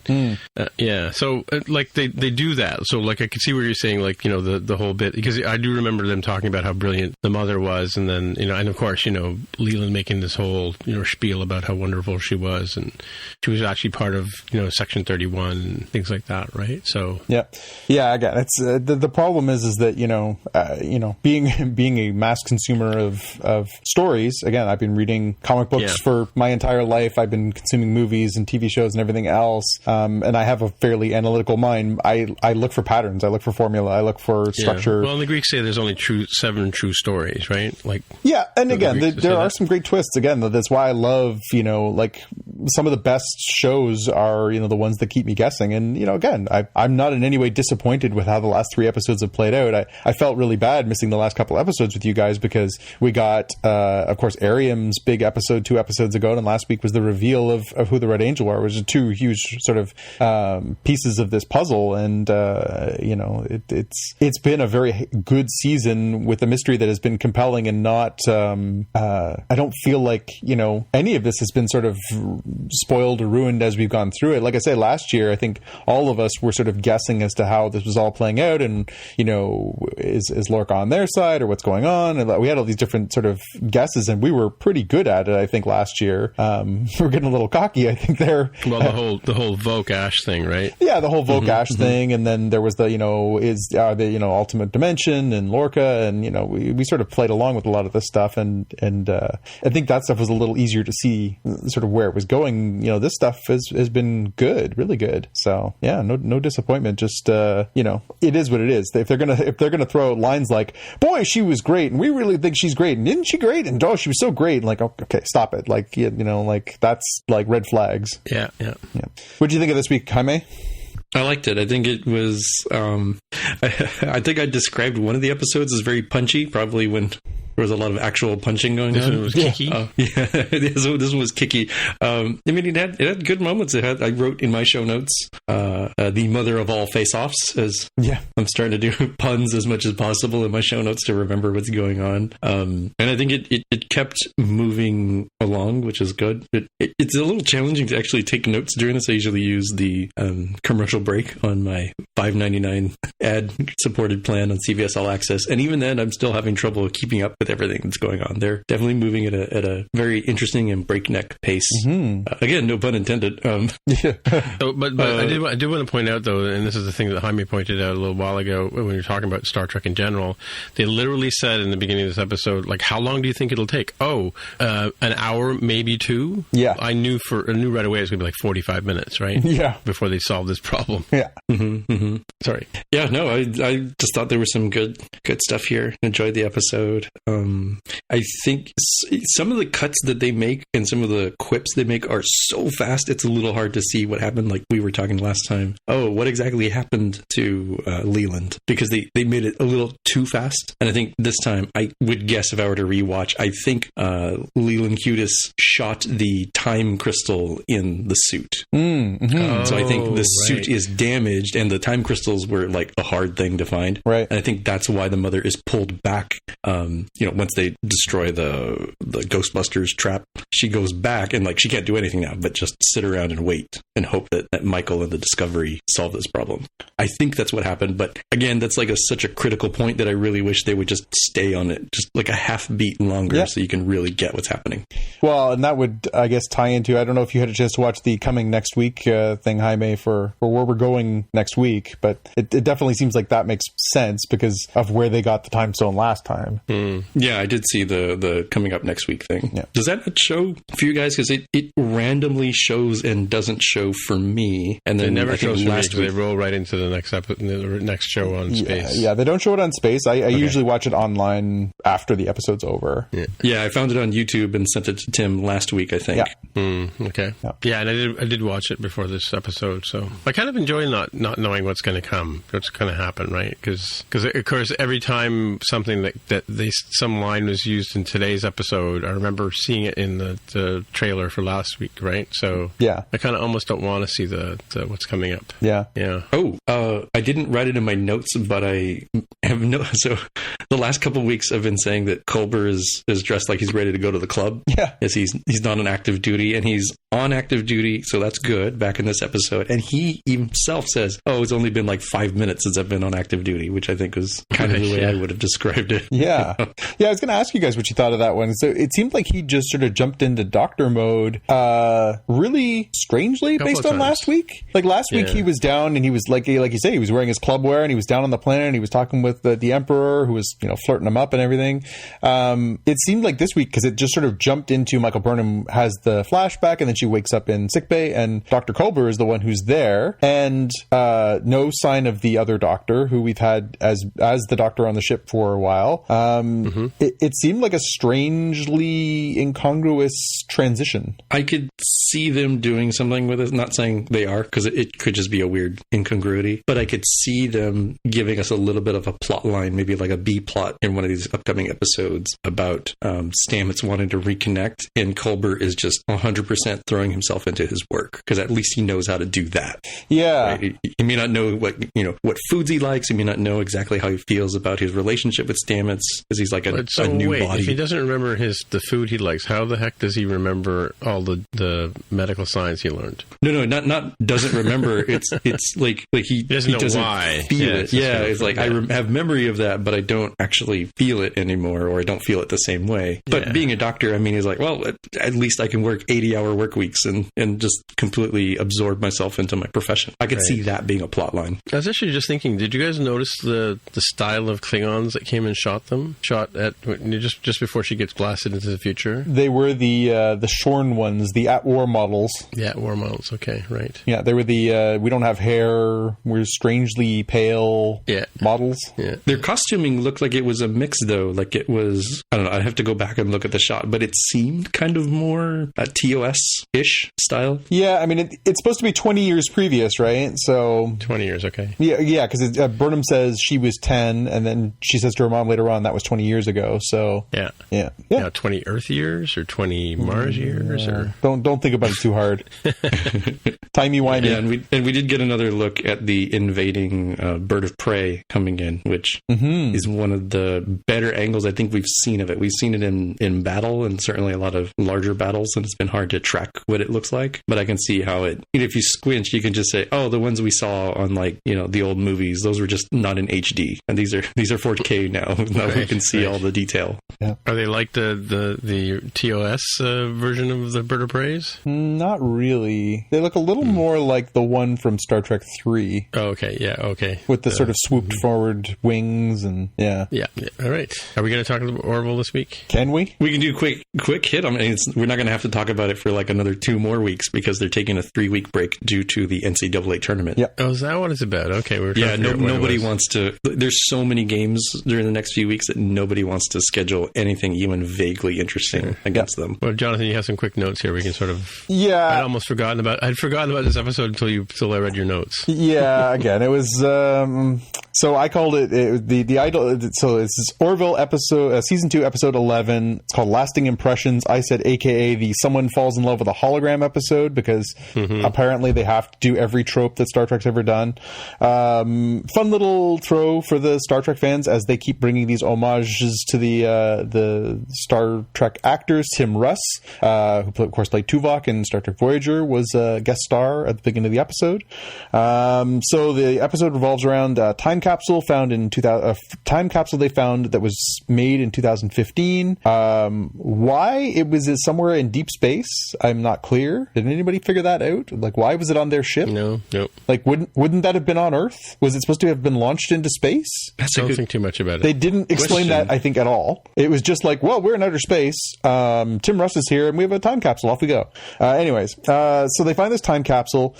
In it, there is a iPhone, and on the iPhone, they basically figure out a way to open it up, power it up, and it has the backstory of this character, Laura Huggins, played by Leighton Meester from... what was the show she was on? Pretty Little Liars, or I can't remember the name of the show she was on. Anyways, she is basically this, charming young woman who says, I put this phone in this time capsule. I left all my messages on here. I left all my videos on here. Gossip Girl. There you go. So, of course, the 2015 vernacular is confusing to them. They see WTF and think that means where to find. All her friends say it's really good. It helps with where to find things. Why the Facebook? Yeah. Yeah. They basically, episode devolves, and I say devolves purposefully. It devolves into Gordon finds her very charming. He creates a holodeck program for him to get to know her better. They extrapolate all this information from the phone. He goes onto the holodeck, falls in love with her. The crew is obviously concerned about this. Turns out that she, he's a dalliance for her, and she ends up going back to her ex. And he gets dumped by her, but is happy for her and is happy that he got to know her at the end. The B plot for this, which I think was the best part of the episode by a country mile, for sure, was Bortus and Clyden discovering cigarettes. Somebody put a pack of cigarettes in the time capsule. Bortus is fascinated by the scent of it. The two of them try smoking and fall madly addicted to it very, very quickly, to the point where they are like just, pounding cigarette after cigarette after cigarette. Bortus is smoking on duty. They're hiding them in their pillows. And then of course the doctor figures out that the two of them are uniquely susceptible to addiction of nicotine, and they have to try and not be addicted to the cigarettes. They try and keep each other off them, and they end up beating the crap out of each other. That plot was very funny. I will give them full props for that. The Gordon plot, again, Leighton Meester is beautiful and charming. I think the actor, I can't recall his name, who plays Gordon, did a good job for what he's doing, but man, this like another Star Trek B plot out of the trash bin. Like there was nothing new there. It was done well. I thought they both did a fine job of it, but like that trope is beaten into the ground, and they didn't bring anything new to it. Like there's nothing new there. It wasn't like, oh, but there's a twist and we did something different. It was, for my money, it was exactly what you'd expect that story to be, and it was exactly what it was. Yeah, wasn't it just another vehicle for Scott Grimes to do a bit of singing? Grimes, that's it, Scott Grimes. That's been kind of the theme. They've used his singing talent quite a bit this season. Yeah. I don't know. What did you guys make of this episode? For me, it was, again, the B plot, the Bortus Plyden one was very funny. I thought, again, Leighton Meester is really charming, and I thought Scott Grimes was really charming. I thought he did a really good job at least giving a little bit of life to that, his emotional range on that, but nothing new. Like, nothing. There was no there. It was all right. Yeah, I think the A plot is a more heartwarming version of what Barclay goes through on TNG. Yeah. He also has a holodeck addiction. Yep. But his is like weird and creepy. Yeah, exactly. That's it. Scott Grimes is charming, and so it works. Right. And the B plot, I agree, was great. And it seems to have been another in a pattern of the Mocklins are just weirdly obsessed with all sorts of vices, whether it's porn, whether it's smoking, just pick one. They just like obsess over these things. Oh, yeah. They seem uniquely, comedically towards that sort of thing. Yeah. And I would say this, from a practicality standpoint, like stepping back and looking at the meta, I think this was the lower budget episode of like, make it look like 2015 after, Identity Part 2, where they'd spent all the money on the spheres and the flying pelvis bones, right? That you guys mentioned. So I could see some practicality here. Where it was like, look, just put them in normal clothes. We don't have to have costuming and all that sort of stuff. Exactly. A little bit of CGI, the cheap stuff of like, oh, he falls out of the bed when they turn off the holodeck, right? Yeah. Have you seen guess what Scott Grimes' father's name is? Is it Rick? It's Rick Grimes. Had to be. Nice. Have you guys seen the internet meme? There's an internet meme of Captain Picard going into the holodeck and creating a bathroom. No, I haven't seen that one. So basically, it's that sort of same thing where so the scene we're talking about, Gordon is in bed with the holodeck girl that he's fallen in love with, and they've just clearly spent the night together. He's realizes he's late for work, so he turns off the program, but he's still lying in bed. The bed disappears and he hits the floor. The meme that is out there is Captain Picard walks in, creates the bathroom on the holodeck, goes to the bathroom, takes a crap, and then says, computer end program, and you just see a big pile of crap on the floor afterwards. And does he fall in it? No, it's like he literally walks out of the room, and like the next person who gets to use the holodeck just comes in, he's like, is that Captain Picard's crap on the floor? It does make you wonder, like, clearly what happened between Gordon and Laura the night before. What would hit the floor after that? Yeah, exactly. Well, again, it's the same sort of story as the Doctor. Is he flying solo, right? Yeah. It's a weird thing. And Tim, I will give you a huge shout out. As you predicted, we were talking about, the disappointing ending of Identity Part 2 was that they're like, hey, we forgive Isaac. He's part of the crew and he's back. This episode, everything's cool. It's normal. Isaac's on the bridge. Life goes on. No reference to anything at all. They just, back to business as usual. Isaac's just a member of the bridge crew and it's all fine and good. And we knew that was going to be the way this played out because they are really sort of following that old school Trek mentality of, very small amounts of information carrying from episode to episode. So. Right.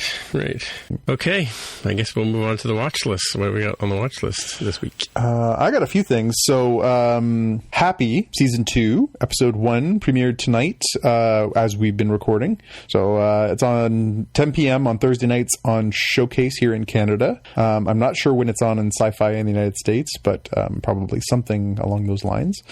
Can't wait for that to come back. Love that show. So funny, so gross. We talked about the trailer a few weeks ago, and I did see a couple of teaser scenes and stuff that have been out there on the internets, and it just looks like it's going to be another delightfully disgusting romp, and I just cannot wait for that.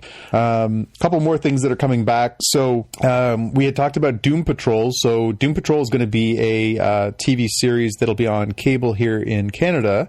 It's premiering. The first 2 episodes are going to be on Tuesday, April 2nd at 9 p.m. on the Space Channel. So that is airing only on the DC Comics app in the United States. So we're I guess a little lucky if you pay for the Space Channel here, you can watch it there. So that's very cool.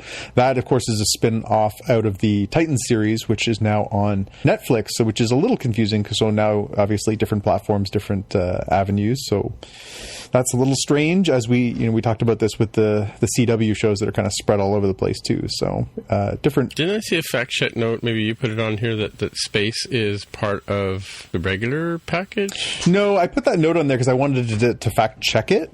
It is part of actually the first tier up after that. So right, the base because and this is only based on the TRTC rulings from last year that they had to offer an even lower pack. It used to be part of a standard package, but now what they offer as like the low cost tier actually only includes like 30 channels. So it's a really low cost tier now for the lowest cable package that they are obliged to offer by a ruling of the government. So yeah, you have to have that one notch up in order to get the Space Channel. So it is considered a premium channel. The other thing that's going to be making its premiere here, so the Twilight Zone is making its debut on regular cable. This is a standard cable channel. City TV is going to be airing the Twilight Zone, the new Jordan Peele Twilight Zone episodes, Thursday, April 4th, 9 p.m.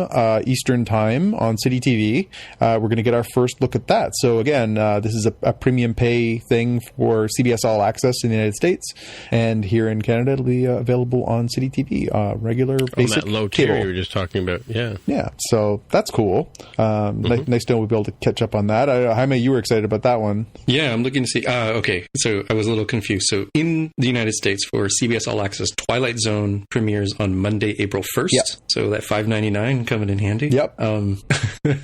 And it looks like for us, Happy comes out on Wednesdays because I see one episode from last night available. Yeah, so there you go. So we're one day off. Again, America, we're not happy with this, but one day is at least better than some of this nonsense. Again, Flash is still the most galling one where it appears on Mondays on CW and doesn't show up here until Thursdays on Netflix. So, yeah. Right. And I just finished Happy Season 1, so definitely looking forward to Season 2.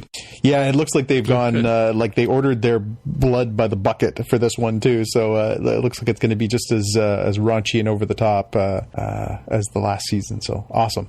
And my last thing, just going to put out there, so Detective Comics hit issue 1000 as of yesterday, which is a huge milestone. It's pretty cool. It's only the second comic book to do that in real time, that it didn't skip ahead.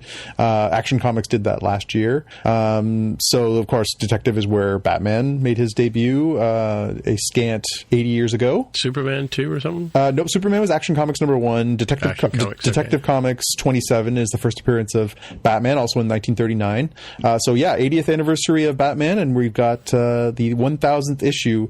So they put out 8 multiple covers for this that have homages to the different eras in which he appeared. So there's basically each artist has done a different vision of the character from a different decade, and then there's a whole bunch of bonus secret cover, expensive, exclusive, extra covers too. I think there's something like, I don't know, a dozen or more, maybe 20 different covers that you can get for this, and it's a pretty whopping price. I think it's like 92 pages, but I think it's $10 for a copy. But I'll be picking one up this weekend. What's the frequency that they would hit 1,000? Like, how often does a Detective Comics come out? Detective is once a month, and it has had some different incarnations. So Detective ran uninterrupted from the 1930s to this century up to the 700s, all in the same numerical order. Then DC did what they called the New 52, where they rebooted the whole of their universe, and they lost that numbering. They restarted with a Detective Comics number 1, and then that ran for for a while, and then they've done different iterations, but they have also sort of kept count of where they are as far as where they would be in that original timeline of numbering. So there have been 1,000 issues of Detective Comics. It's just that they haven't always been in that same sequential numerical order. So roughly 1,000 months since the 30s? Yeah, it's been, well, I mean, it's 80 times 12, more or less. 83 and 1/3 if it's one per month. Yeah, and again, 1,000 divided by 12. I think there were a few that were, special events. They might have done them bi-weekly or, different circumstances, different scenarios. So again, also factor in that from 1939, we're also talking about that was issue 27 when Batman appeared. So the book actually goes back further than that by 2 years. So interesting. All right. So pretty cool. They trotted out quite the all-star list of people to get involved. So a lot of artists that have worked on the character in the past. Kevin Smith wrote a story. Jim Lee, the famous artist, name an artist that's worked on Batman that's still alive. Frank Miller did a cover. They've got, all these iconic Batman creators from over the years have contributed. They've done a lot of, short stories for this edition. So, I'll report back in next week and give you my take on that. But I'm excited to hold in my hand. I remember as a boy, honestly and earnestly thinking as I stood in my comic store when I was, 13, 14 years old, thinking, at the rate that they're going, I will be in my 40s when Action Comics 1000 and Detective Comics 1000 reach it. I wonder if I'll still be collecting comics then. And it's weird to finally be there. And here you are. Yeah. All right. Well, my first pick is Love, Death, and Robots. Have you guys seen this at all on the Netflix? Saw the trailer. I haven't. It's on my list. It is definitely not safe for work. No. So yeah. We should mention that up front before people kick that on in front of the kiddos. Yeah, for sure. It's interesting. Not normally my cup of tea. Mind you, I used to watch a lot of animation when I was a kid, so I don't know why I say that. It reminds me, I don't know if you ever read Heavy Metal magazine back in the day. Oh, yeah. Before the movie. It's very similar to that kind of, just about every single episode of this has a WTF ending. So, notwithstanding the nudity and the killing and the maiming and all that kind of stuff, but it's sort of very sort of twisty in the same. I'm almost tempted to go and see and find a Heavy Metal magazine and see if there's some vintage issues around or even catch up with what I think they're still producing them, right? So they stopped publishing years ago, and then I think somebody brought it back. Right. And I've been following Mobius on Twitter. He's long dead, but and actually Carol bought me a Mobius picture for like a print from signed one. Nice. By him. Yeah, I think last Christmas or last birthday or something. Cool. It hangs in my man cave. I was telling Jonathan before the show started that I watched Solo again in bits and pieces. I didn't watch it all at once, but it does to me. I don't know. I've always said this. I'm a sucker for anything Star Wars-ish, and it does hold up. I mean, if you can get past the retelling of supposed story, if you just take it as here's a young version of the character. It's got Chewbacca in it. Woody Harrelson's character is interesting. I've forgotten the name of Bethany. What's the name of the guy who plays the bad guy in it? Plays Vision in the Avengers. He's in The Beautiful Mind. He's the Paul Bettany. Paul Bettany. Yeah. He plays the bad dude, and of course the girl, I've forgotten her name now, who plays Daenerys and Sarah Connor. Emilia Clarke. Emilia Clarke, yeah, she's quite good at it, and Donald Glover. Donald Glover's the steal of the show, by the way. We should mention that. Yeah, that's true. He's quite good in it, and it has some twists and turns that I didn't see coming. Maybe other people on this podcast might have seen coming, but it was enjoyable. I definitely, if it was on the Saturday afternoon, I'd watch it. I mean, like anytime any of the other Star Wars movies are shown on TV, I just sort of put them on in the background and sort of enjoy them as they are, right? So that's fine too. And just one last little note, my sister called me up with an extra couple of tickets for Sting's musical, The Last Ship. So we got to see The Last Ship on Saturday night, and just before it ended its run in Toronto, and that was an interesting play. It's about the life that Sting's family grew up in, making of ocean liners in basically Newcastle area.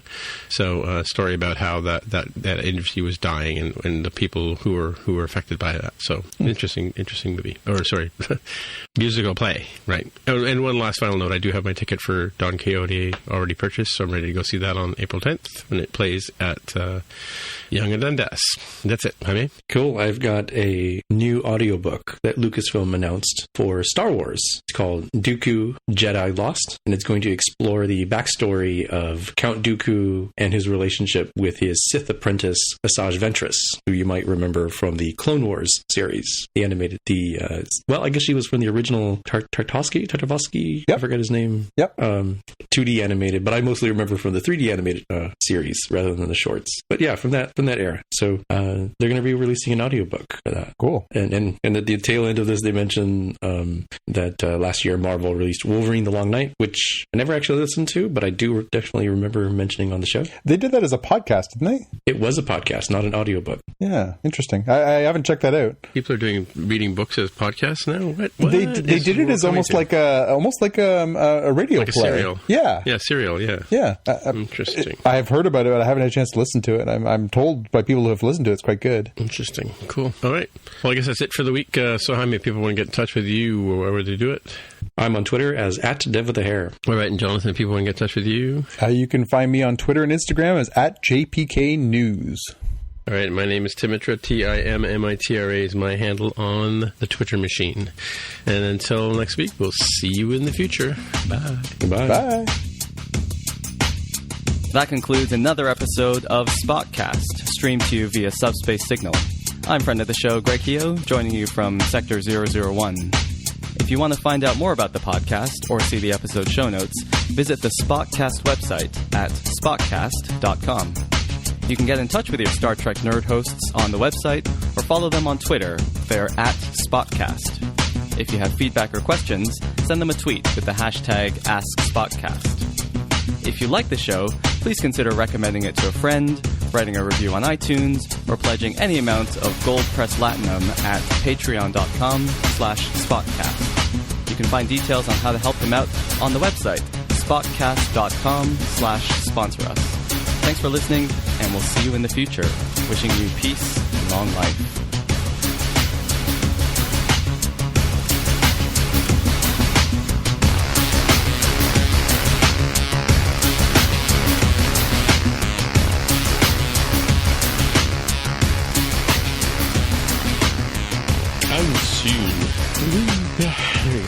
That was a long one.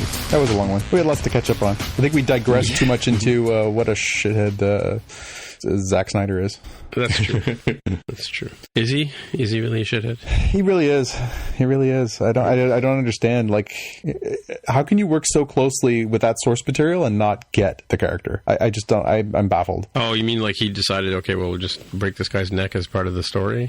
Yeah, I mean, first with the Superman thing and then into the Batman thing. Again, that's that one scene in Batman vs. Superman where he's trying to go save Superman's mom, and he goes into the building and just murders like 15 guys. Like, yeah, flat out murders them. And you're like, what is happening here? Like, what? Yeah. Have you ever read a Batman comic? Like, yeah. Again, clearly he's been given the leeway to do that, but at the same time, he had to have wanted to. I don't get it. I don't get it at all. Anyway.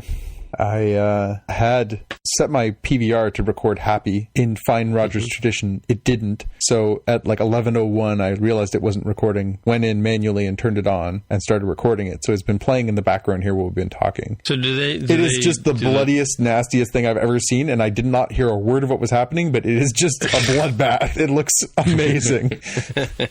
There's literally like blood spraying everywhere. At one point, they're having a fist fight where they can't even stand up because there's so much blood on the floor. Like, it's just, I cannot wait to watch this show again. So I noticed on my PVR just before we started recording, it did say it was going to record it. Like I saw the little red dot on the PVR control, right? Mine did the same thing. It was all set to record, and then I just happened to be sitting here, and I looked up at 10:01 when we were sitting here, and I was like, why isn't it recording yet? And I tuned into the channel, and it wasn't recording. I was like, oh, stupid freaking Rogers box. And so I just hit the manual record on it, but that Not happy. No, like I truly cannot understand why. I mean, I get that it's starting to become dated technology. I haven't updated my box in quite a while. As far as like the technology of it, it's a pretty old PVR, but at the same time, I have the next box, so I mean, how bad can it be? Well, that's it. Yours should have less excuses. Mine is a pretty dated piece of technology. I think Ignite TV is the new box, right? So yeah. I don't know. You know how Apple has a bad habit of naming things. Jaime Rogers is even worse. Because I have two the next boxes. I have the next box and they have the next box version 2 sort of thing. And they charge you rent for these things, which really annoys me, right? Or is it rent to own? I can't remember. I can't remember if it's rent or rent to own. My wife bought me mine straight out. Yeah. But that was like nearly a decade ago, maybe. So it's an HD box, and it works just fine most of the time as far as watching, but recording seems to be very hit or miss. So it's the one. Yeah. Well, you know what it is they upload the schedule at 2:00 in the morning or something like that, right? Yeah. And then I guess if the broadcast channels move it by like 5 minutes, that throws its little brain out, right? So I don't know. Paving the way for Apple and those guys to come along and reinvent TV, right? Well, I mean, it sounds like that new Apple TV notion is to basically replace your cable box with what they have to offer, right? Did you guys check out Apple News already? The Apple News app? Well, I've had Apple News for years because I put my region to US years ago because one of my customers publishes to Apple News, right? So I've had to keep up with it, right? But I've been reading Apple News forever. Yeah, I can't say, especially as somebody who has a background in working in news, I can't say I endorse what they're doing. It's as bad as what Facebook does and everything else. It's all basically news by algorithm, which I am not a fan of, given the fact that, my job used to be being the person who helped decide what was important for readers to know. I don't necessarily believe that an algorithm can replace a human instinct for understanding the value of things, or particularly sourcing. Like some of the ways that they choose to, why are you giving me a BBC version of a story that happened in Canada? The way that it chooses to do some of these things makes very little sense to me. I don't know how that's set up. The whole machine learning to be predictively serve up stories to you, to me, that's just that makes me cringe too, right? Because they just don't seem to get me, they claim they can, but I'm not the average guy, right? So, or at least my experience with these things too. But it's interesting too, the Star, they went on about the Star on Apple, and every story from the Star these days is from the Wall Street Journal, just reprinted. Yep. Well, it's very interesting too, because there was immediate backlash. I don't know how much you guys read about this, but Apple went ta-da-ta-da, we're doing this Apple News Plus, we're going to charge this, you're going to get all this stuff, and they talked about how they had exclusives on some of these different magazines and publications that are going to participate in this. Immediately they had a backlash with basically news sites saying we're not participating. Just to be clear, New York Times, Chicago, all LA Times LA Times was the most significant news source that said they're participating. A lot of very reputable news sources, no Guardian, no Independent, no New York Times, no Post, no very few people of reputable publications were participating.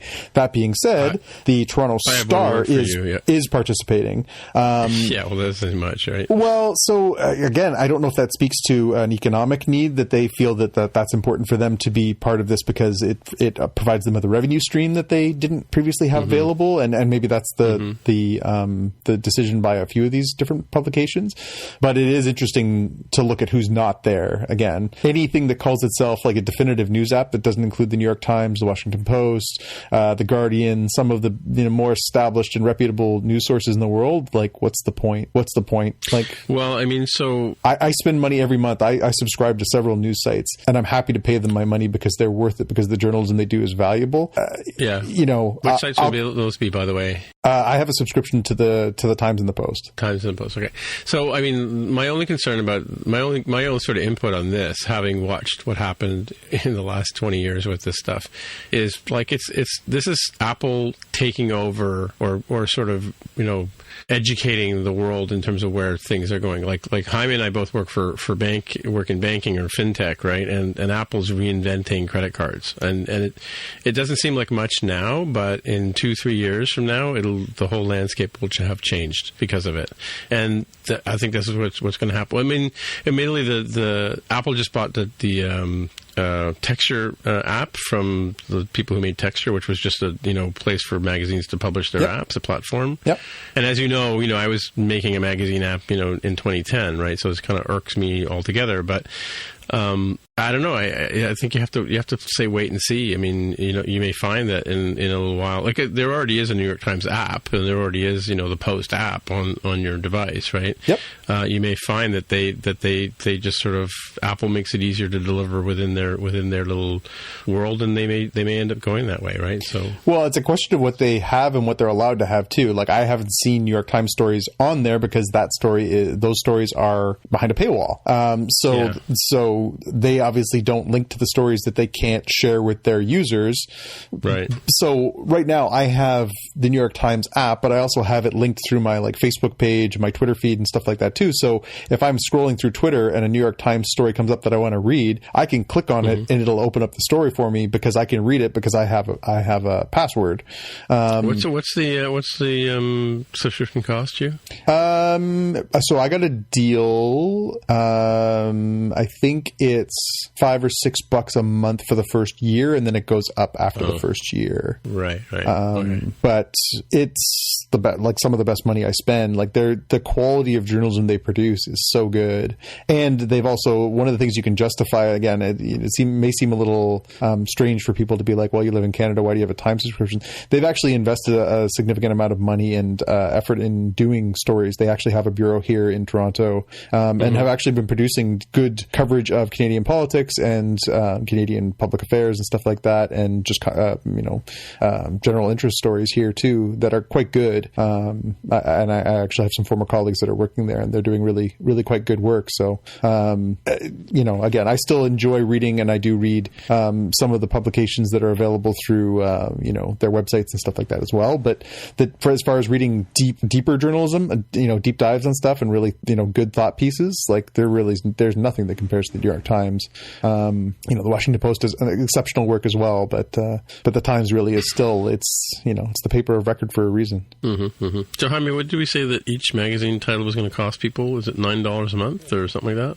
No, not each title. It's all you can eat for the $9.99 a month, and that's why they started out by saying like, if you were to subscribe to all 300 of these, it'd cost you $8,000 a year. Yeah, right. But then again, go down that list, and after the first dozen, would you read any of the other 800 that they make available? Probably not. Like, are there publications that you guys normally would read that are available through this? I didn't even see the list, so I don't know. Yeah, likewise. I have had Apple News, the app, because I live in the U.S., and I don't know. I've probably been unfair to it, but early on, I hated it when people shared links to Apple News because it was such an experience that I did not like. But maybe I should give it a chance to go take a look and see what it's been like the last couple of years. But yeah, I don't know. I don't subscribe to any news stuff. I just get all my stuff from RSS feeds. And if stuff's behind a paywall, I just don't read it. It's true. Somebody else somewhere on the internet has recapped it. It's not great for making a business model out of good, hard, legitimate news journalism. Yeah. So I'm part of the problem, not part of the solution. That's for sure. I don't know that this is necessarily part of the solution either. Since I'd like to know. With your point that, the companies who did this are the ones who were kind of like they didn't really have a great alternative, as opposed to like the New York Times is like, dude, we're doing great. We don't need you to take 50% cut of our of our revenue. So there are some good ones. I'm just looking at this list on the this is the Apple press release. So Apple Plus subscribers can access current and past issues and and individual articles from magazines such as The Atlantic, Better Homes and Gardens, Bon Appetit, Condé Nast Traveler, Elle, Entertainment Weekly, ESPN Magazine, Esquire, Food and Wine, Good Housekeeping, GQ. Yeah, see, Wired is on there, National Geographic, Scientific American. I would read those. Yeah, Rolling Stone, The New Yorker, Vanity Fair, Time. Like, their magazine subscription actually portion of this is not bad. But when you go down that list to Apple Plus, including publications from like daily publications like newspapers, Wall Street Journal, LA Times, and the Toronto Star are the only three that they list. Yeah. Again, there's great quality journalism coming from all three of those organizations. Two of them are affiliated with one another. Obviously, the Wall Street Journal provides a lot of business coverage for the Star now, and for that matter, U.S. coverage.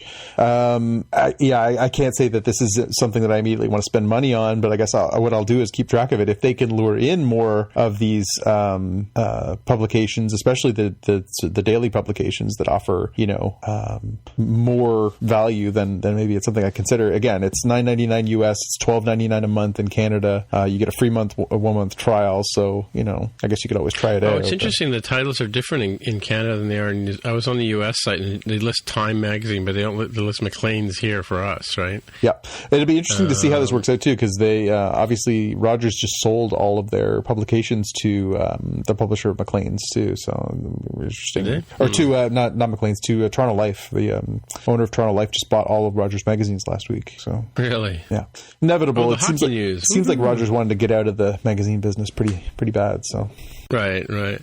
As do many. Yeah. I don't know. I don't know. Well, the trick for me is whether Carol would buy into this stuff, right? So yeah, and again, it's the experience too. Like I own subscription to things, and I read some content that traditionally I would have read in print form. I read in digital form now. Some things I like, and some things I don't. I still am not a huge fan of digital comic books. For me, it just changes the experience.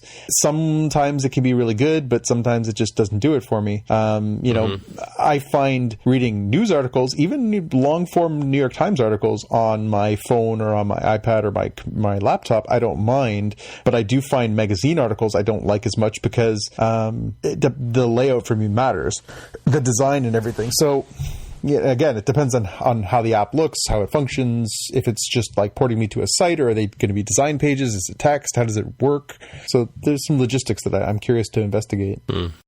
By the way, I'll also throw this out there. The boy marathoned and watched every single episode of Discovery right up till tonight in the last week and a half. Really? Yeah. Nice. It was a little bit. Has he seen it? A little bit of a piss off that he has accomplished in like a week and a half what it's taken the three of us to get through in like 2 years. But whatever.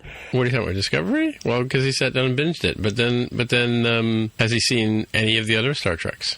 He started watching some of it a few years ago, but I think he was a little younger, and I don't think it really took with him. But he said he's been sort of enjoying our podcast, but he would sort of tune out when we were talking about Discovery because it didn't mean anything to him. But he enjoyed our banter and our chit chat and our digressions and everything. Okay. But he listened to the enough that it piqued his interest. So he decided, okay, it's all available through Crave, I'll watch it. So he marathoned the first season, then he did the short treks, and then he just caught up. As of a couple days ago, he caught up to the last episode, and then he watched Tonight with me live, and said he's now available to be a guest speaker if one of us has to take the night off. He's ready to jump right in. So I told him now he has to go back and watch all the original episodes of all the original series. Yeah. So his question, so this is why I bring this up, his question for us is, have all three of us seen every episode of every Star Trek series? No. Well, we're not sure. Are we including stuff like the animated series? I would say not necessarily the animated series. I would say we're talking original... I've seen every one of the animated series. Original series, TNG, DS9, Voyager, Enterprise, and movies. That would be my... I think the canon. Only one that I've not seen. Sorry, I've seen. Yeah, see, I may or may not have. I'm sure that I know I've seen every single one of the original series, and I've seen most of the Next Generation. Voyager, I probably missed like a half a season of Voyager. Enterprise, I saw every single one of those, and Deep Space Nine. Yeah, I kind of lost interest when they went to the alternate universe, but I'm pretty sure I've seen most of those. I've seen the finales of all of these, right? So as well, yeah. What about you? Jaime? I have doubts that it's 100%, but it's really close. So I know all of TNG, all of Deep Space Nine, all of Voyager, reasonably certain of all of Enterprise, although that wasn't all when they were coming out. I think I've seen them all after the fact. TOS is the one that I feel the weakest on, that I have strong doubts as to whether I've seen all of TOS, even though I have seen all of the movies. Yeah. So it's like 95% plus, I would think. Yeah. I've definitely seen all the movies, yeah. I would put myself in the same... I know for sure I've seen every TNG, every DS9, every Voyager, every Enterprise, and all the movies for sure. TOS is the only one where I feel like I must have seen in some form or the other all of them at some point, but I don't think... I think if you put them on, I'd be like, I don't remember this one. Because I watched a lot of them... Well, I watched a lot of them when I was a kid, right? Like, they used to be in reruns constantly when I was a kid, and so I would watch them when they were then. But I haven't sat down and watched the original series in 20 years, 25 years. Like, there's been so many other sci-fi choices, right? Like, you just, like, you know, TNG came out when I was 13, and there's been a sort of a stream of sci-fi TV shows and Star Trek shows for like a good 25 years there. There was a bunch of that in a row. So you didn't have to keep going back and watching those episodes, which once you started moving into the future didn't hold up quite as well. I mean, obviously they're iconic, but they're not great. And some of them are great, but you know. What, the TOS? TOS, yeah. TOS to me is like Twilight Zone. It's kind of they're pulp fiction-y, right? If you look at them from that point of view, they're not super accurate in terms of science and stuff like that. I mean, they were at the time. Well, and they're of their time, right? Like you have to view them through that prism, right? The problem is, they're very much like Gunsmoke used to be in those kind of TV shows. Like they're of their time. They're very much of the 60s sort of idea, right? Yeah. But I know I've seen all of them because they were in reruns forever over the years. And it's funny because now that we have the Space Channel showing a different version of Star Trek every night, and I often when I'm coding or whatever at night or editing the podcast, I'll put on the Space Channel and just watch them in the background. And so I'm seeing episodes of Voyager and Deep Space Nine that I don't exactly remember, you know? Yeah. So, yeah. But the other day, Trouble with Tribbles was on, which is another great one. Yeah. No, and there's certainly, I feel like for TOS, there's, I don't know, I can't remember how many episodes there are, 68, 69 episodes? Yeah, it's not very many. I could say for sure that there's a good, like, 20 that I could tell you from beginning to end how they go. Yeah. You know, the most iconic episodes. But then there's a good, like, 20 where I'm like, yeah, I pretty much remember. And then there's a good 20 where I'm like, I completely forgot that happened. Yeah. Like, it's just, it's in there, but it was in one ear and out the other. Well, I had an anthology of episodes at one point.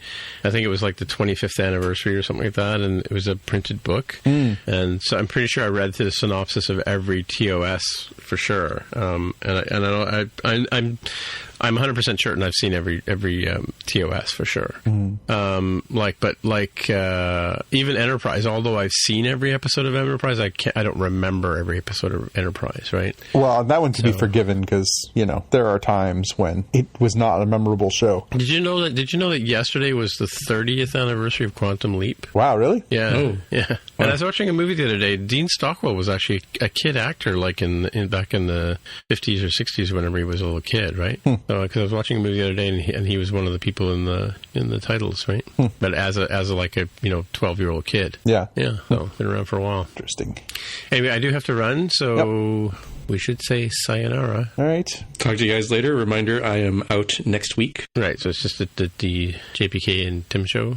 Well, unless you want to invite our number one fan, I'll tell him if he can marathon at least one of those shows in the time that we have between now and then.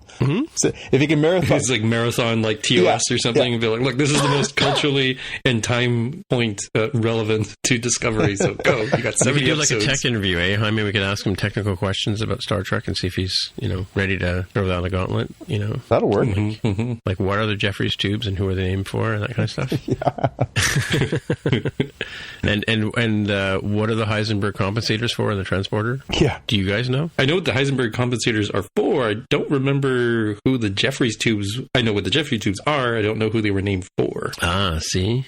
It's Bob Hamilton Jeffries, I'm sure. Mm-hmm. Yeah, he was the original art director, yeah. Mm-hmm. Oh, yeah. That strikes. And what are the Heisenberg partial compensators for? Those are to deal with the Heisenberg uncertainty principle related to the transporters and the idea of being like, how would you perfectly recreate somebody if you can't be certain where like the electrons are in their body at any given point in time? Right. Okay, I'm just going to throw this out here, but you two are huge fucking nerds. You didn't know that?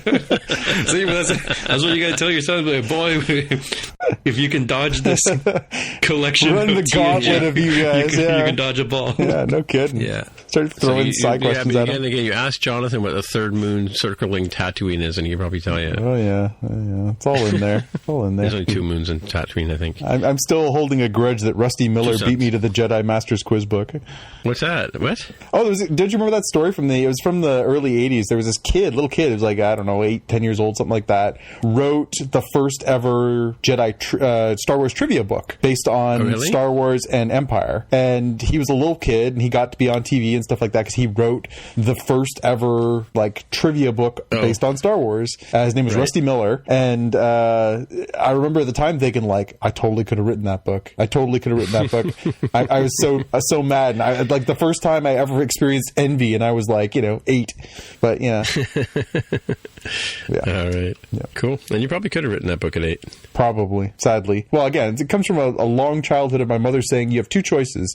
I can drop you at the movie theater with a bag of popcorn and a can of Coke, or you can go to the fabric store with me for 6 hours. And so I went almost every single weekend. I would go and watch a matinee of whatever was playing, but often it was a double bill of Star Wars and Empire. So I would just go and sit there for 4 hours and watch the double bill because we didn't have a VCR or on-demand video or anything like that. If you wanted to see a movie, you went to the movie theaters. So I would just, if given my choice, I would go watch whatever was playing. Name a movie from the 70s or 80s that was vaguely sci-fi, and I saw it in the theater. So So you probably have seen Journey to the Far Side of the Sun. It's quite possible. At some point. All right. Talk to you guys later. All right. See ya. Thanks later. Bye. And I remember at the time thinking, like, I totally could have written that book. I was so mad. And I, like, the first time I ever experienced envy, and I was like, 8. But yeah. All right. Yeah. Cool. And you probably could have written that book at 8.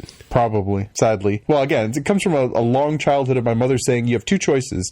I can drop you at the movie theater with a bag of popcorn and a can of Coke, or you can go to the fabric store with me for 6 hours. And so I went almost every single weekend. I would go and watch a matinee of whatever was playing, but often it was a double bill of Star Wars and Empire.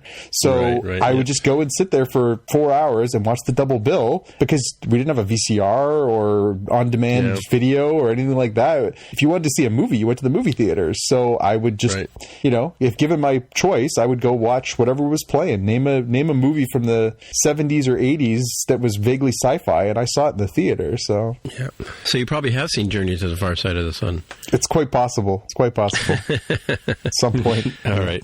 Talk to you guys later. All right. See ya. Thanks later. Bye. At Sleep Outfitters Outlet, great sleep is a big deal. Save 40 to 60% every day on every Sealy, Stearns & Foster, and Tempur-Pedic. Queens as low as $249. Customer exchanges, closeouts, and floor samples. Inventory changes daily, so come in for your dream deal today. With no credit-needed financing, expert advice, and up to 60% off retail, it's never been easier to get the sleep and savings you deserve. Go to sleepoutfittersoutlet.com for financing details and to find a store near you. Ya llegó nuestro mejor Black Friday y tenemos miles de ofertas toda la semana, como hasta 75% de descuento en joyería fina después del 40% de descuento extra. Y da un paso adelante con botas para ella a solo $19.99. Además, encuentra toallas Home Expressions a solo $2.99 cada una. JCPenney, celebraciones que valen la pena. Ofertas válidas hasta el 26 de noviembre en la tienda en selección de estilos. Aplican exclusiones. Ofertas de Black Friday se excluyen de los cupones. Detalles en la tienda con un asociado.